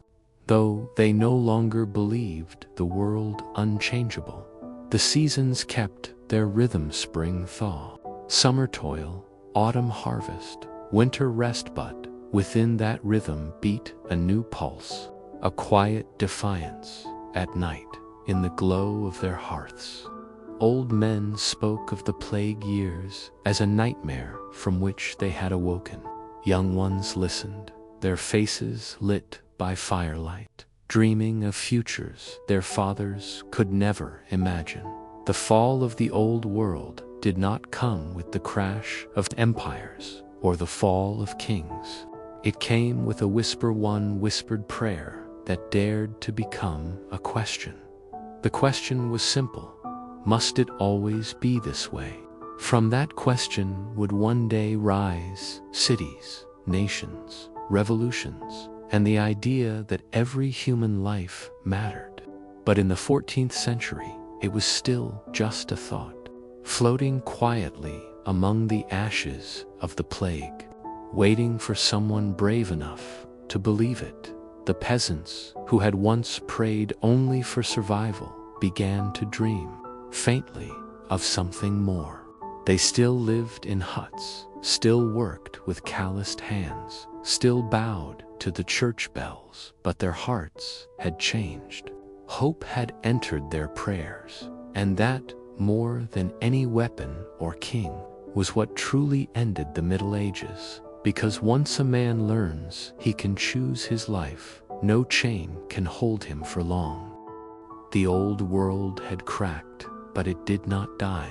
It lingered, wounded but breathing, as something new began to stir beneath its heavy stones. Across Europe, a strange light spread, not the light of fire or faith, but of thought. It began in whispers, in ink, in questions written on parchment. It began in the minds of those who had once been told never to think too much. This was the Age of Awakening, though no one called it that at first. To the peasants, it began quietly, like the soft arrival of dawn after a long night. The bells still rang, the fields still waited. But now there was something different in the air: curiosity, in the towns that had grown from the bones of the plague years. Craftsmen and traders began to thrive. Markets filled with goods from faraway land, silks from the East, spices from the Indies, books from Italy. Books, that was the great turning point for the first time. Words no longer belonged only to priests and scholars. The printing press spread them like seeds in the wind. A book could travel farther than an army, faster than a king's command. And the peasants, those who could learn, those who dared, the priests had always read it for them, choosing the verses that suited obedience. But now men and women began to read for themselves, and they found questions hidden between the lines. If all souls were equal before God, then why were lords above and peasants below? If faith was in the heart, then why must one pay for forgiveness? Questions like these were dangerous, yet they spread like wildfire through candlelit homes and market stalls. The world was waking, and there was no going back to sleep in the countryside. Life still followed the rhythm of the seasons, but new ideas drifted even there. Traveling preachers spoke not of fear, but of freedom. Scholars wrote of reason instead of miracles. Artists painted not just saints, but faces of ordinary people, faces full of thought and sorrow and beauty. The peasants watched and listened. They didn't understand every word, but they felt something stirring deep within, the faint sense that life could be more than endurance. In Italy, men like Leonardo and Michelangelo carved dreams into stone and painted the sky with human hope. In Germany, Gutenberg's press clattered and sang, filling the world with printed prayers, poems, and manifestos. In France and England, whispers of reform began to rise. The old church, once unshakable, began to tremble beneath the weight of its own gold. But awakening is never peaceful. To question the old order was to invite its wrath. The church burned books. Kings silenced those who spoke too loudly. Yet ideas are like smoke. They rise, they drift, and no hand can catch them all. And still, in the villages, the peasants endured. The Renaissance touched them slowly, like sunlight creeping through the cracks of a shuttered window. They still rose before dawn, still worked the same tired fields. But their sons went to towns to learn trades. Their daughters dreamed of more than marriage and toil. Change, even when unseen, had begun to move through the roots of society. There were new inventions, tools, mills, clocks that counted time with precision instead of prayer. For the first time, time itself became measurable, not sacred. The peasant who once lived by the rhythm of the sun now began to live by the ticking of gears. It was a quiet revolution, the world of muscle giving way to the world of mind in the evenings. Under the soft hum of insects and the sigh of the wind, the elders told stories about how the world had changed. They spoke of strange new lands beyond the sea, where men in wooden ships sought gold and glory. The young listened with wide eyes, imagining oceans they would never see. Explorers returned with tales of worlds richer and wider than any peasant's dream. Maps grew larger, the earth smaller, and humanity's imagination began to outgrow its chains. Yet, in the small corners of Europe, in the huts that still smelled of wood smoke and earth, life remained simple. The peasants watched the stars, milked their cows, mended their roofs. The world was moving forward, but they remained its heartbeat, the quiet, steady pulse that kept history alive while empires rose and fell. And perhaps that was their true strength in every age. There are those who dream and those who endure. The dreamers build towers of thought, but it is the endurers who hold up the sky beneath them. The peasants, though still poor, were no longer blind. They had seen the fall of lords, the failure of priests, the power of books. They knew that even if their hands were bound by labor, their minds could wander freely. Children began to learn letters from wandering clerics. Villages pooled coins to send a boy to study in the city. The world was no longer divided cleanly between rulers, and ruled it was becoming something new, something uncertain. The church tried to keep its grasp. It built cathedrals more magnificent than ever before, stone sermons meant to remind men of their place. But men had begun to see themselves as something more than sinners and servants. The painters showed them as heroes, as thinkers, as beings of worth. In that slow awakening, beauty itself became holy. A mason carving an angel on a church wall began to see not just a figure of faith, but a reflection of his own hands, his craft, his pride. The line between work and art began to blur. Labor was no longer just obedience. It was creation.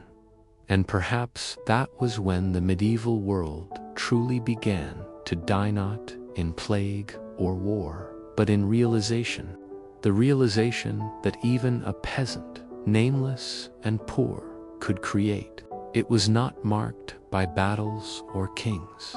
It lived in the small things, a word printed on a page, a thought whispered between friends, a line of paint brushed across a wall. It lived in the quiet courage to ask why. And as more voices began to ask, the world itself began to answer. The centuries that followed would bring revolutions, discoveries, and nations, but all of it began here. In this slow dawn, after the dark night of obedience, the peasants, once the backbone of silence, became the foundation of progress. Their children would become citizens, their prayers would become philosophy, and their endurance would become legacy. The bells that once called them to labor now called them to learning. The same hands that had sown grain now turned pages, and in the whisper of parchment and ink, the future began to speak. The world was waking, and this time it would not go back to sleep. The sky was no longer the same pale gray that hung over the old world. It had begun to blush faint streaks of rose and gold crawling over the horizon. The long medieval night was ending, and though no trumpet announced it, the change could be felt in the very air. The bells that once tolled for prayers now rang for discovery, for work, for thought. Humanity had opened its eyes. Freedom, of course, did not arrive all at once. It came slowly, like the hesitant light before sunrise, soft, trembling, uncertain. For centuries, men had bowed to kings and priests, to laws written by others, to destinies drawn without their consent. But now, for the first time, they began to ask, what if the world could belong to everyone? It began in small acts of defiance. A scholar refusing to recant his findings. A painter daring to depict the human body as divine. A peasant standing before a tax collector and saying no more. These were not grand rebellions, not yet, but they were sparks. And history, once lit, burns slow but deep. Across Europe, new winds blew. In Florence, thinkers gathered to discuss not salvation, but reason. In London, pamphlets spread like wildfire, speaking of rights and liberty. In Paris, The murmur of revolution stirred centuries before the guillotine would ever fall. The Renaissance had softened the ground.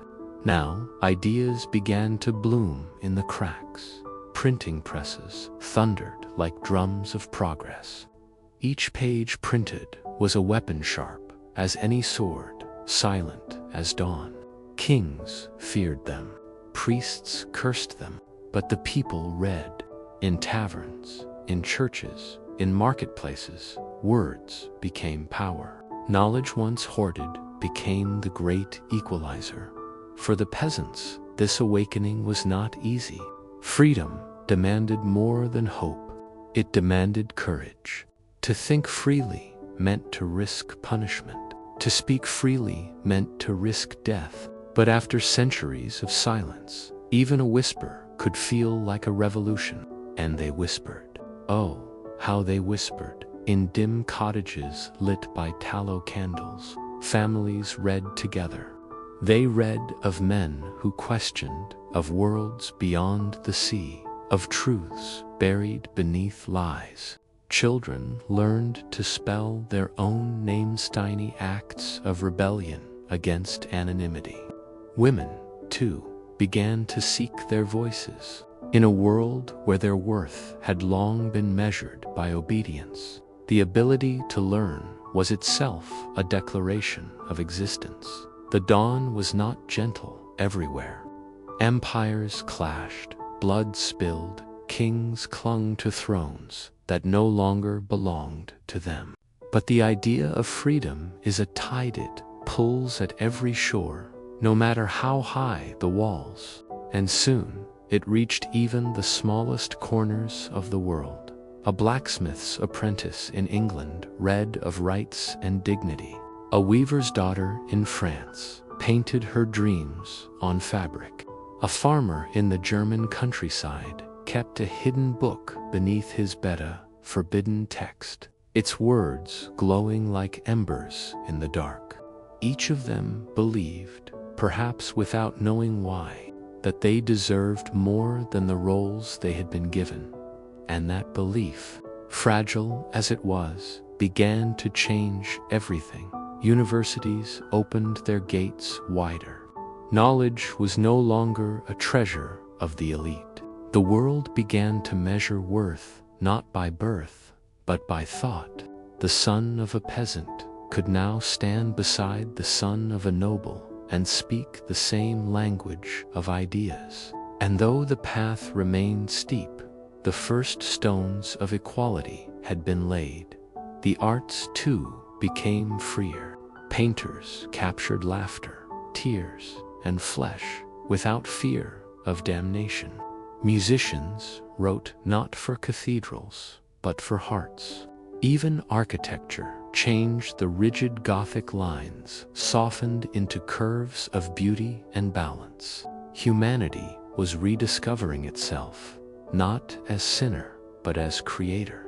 And yet, for all its glory, this new dawn carried shadows. Freedom is never pure. It is born in struggle. The same presses that spread truth also spread lies. The same discoveries that lifted man from ignorance also built cannons and chains. But such is the nature of awakening. It reveals everything, light and dark alike. In the countryside, old men shook their heads. The world is changing too fast, they would mutter, watching their grandchildren chase ideas instead of sheep. But even they could not deny if the air itself felt different. Lighter, charged with something unspoken, cities grew like living hearts, pumping trade, art, and philosophy through the veins of civilization. Venice shimmered with wealth and music. London's docks thundered with ships from every horizon. Paris glittered with intellect and danger. Each city dreamed in its own language, but the dream was the same: freedom. It was not just freedom from kings or church, but from the limits of imagination. The world was no longer flat, and neither was the mind. The telescope reached for the heavens, the compass for the horizon, and man, for the first time, reached for himself. He wanted to know what he was capable of, not as servant, but as being the medieval assassin, the knight, the monk, the peasant-all. The archetypes of the Dark Ages began to fade into story. They became symbols of endurance, reminders of what humanity had survived to arrive here. Their ghosts lingered, watching as the living dared to do what they never could, to think freely, to dream boldly, to question everything in every tavern. The conversations buzzed with possibility. What if the stars are suns like ours? What if God is not in the heavens, but in our hands? What if no man should bow before another? These were not idle questions. They were blueprints for centuries to come. The dawn of freedom did not silence the bells of the old world, it retuned them. They still rang across valleys and mountains, but now their sound carried new meaning.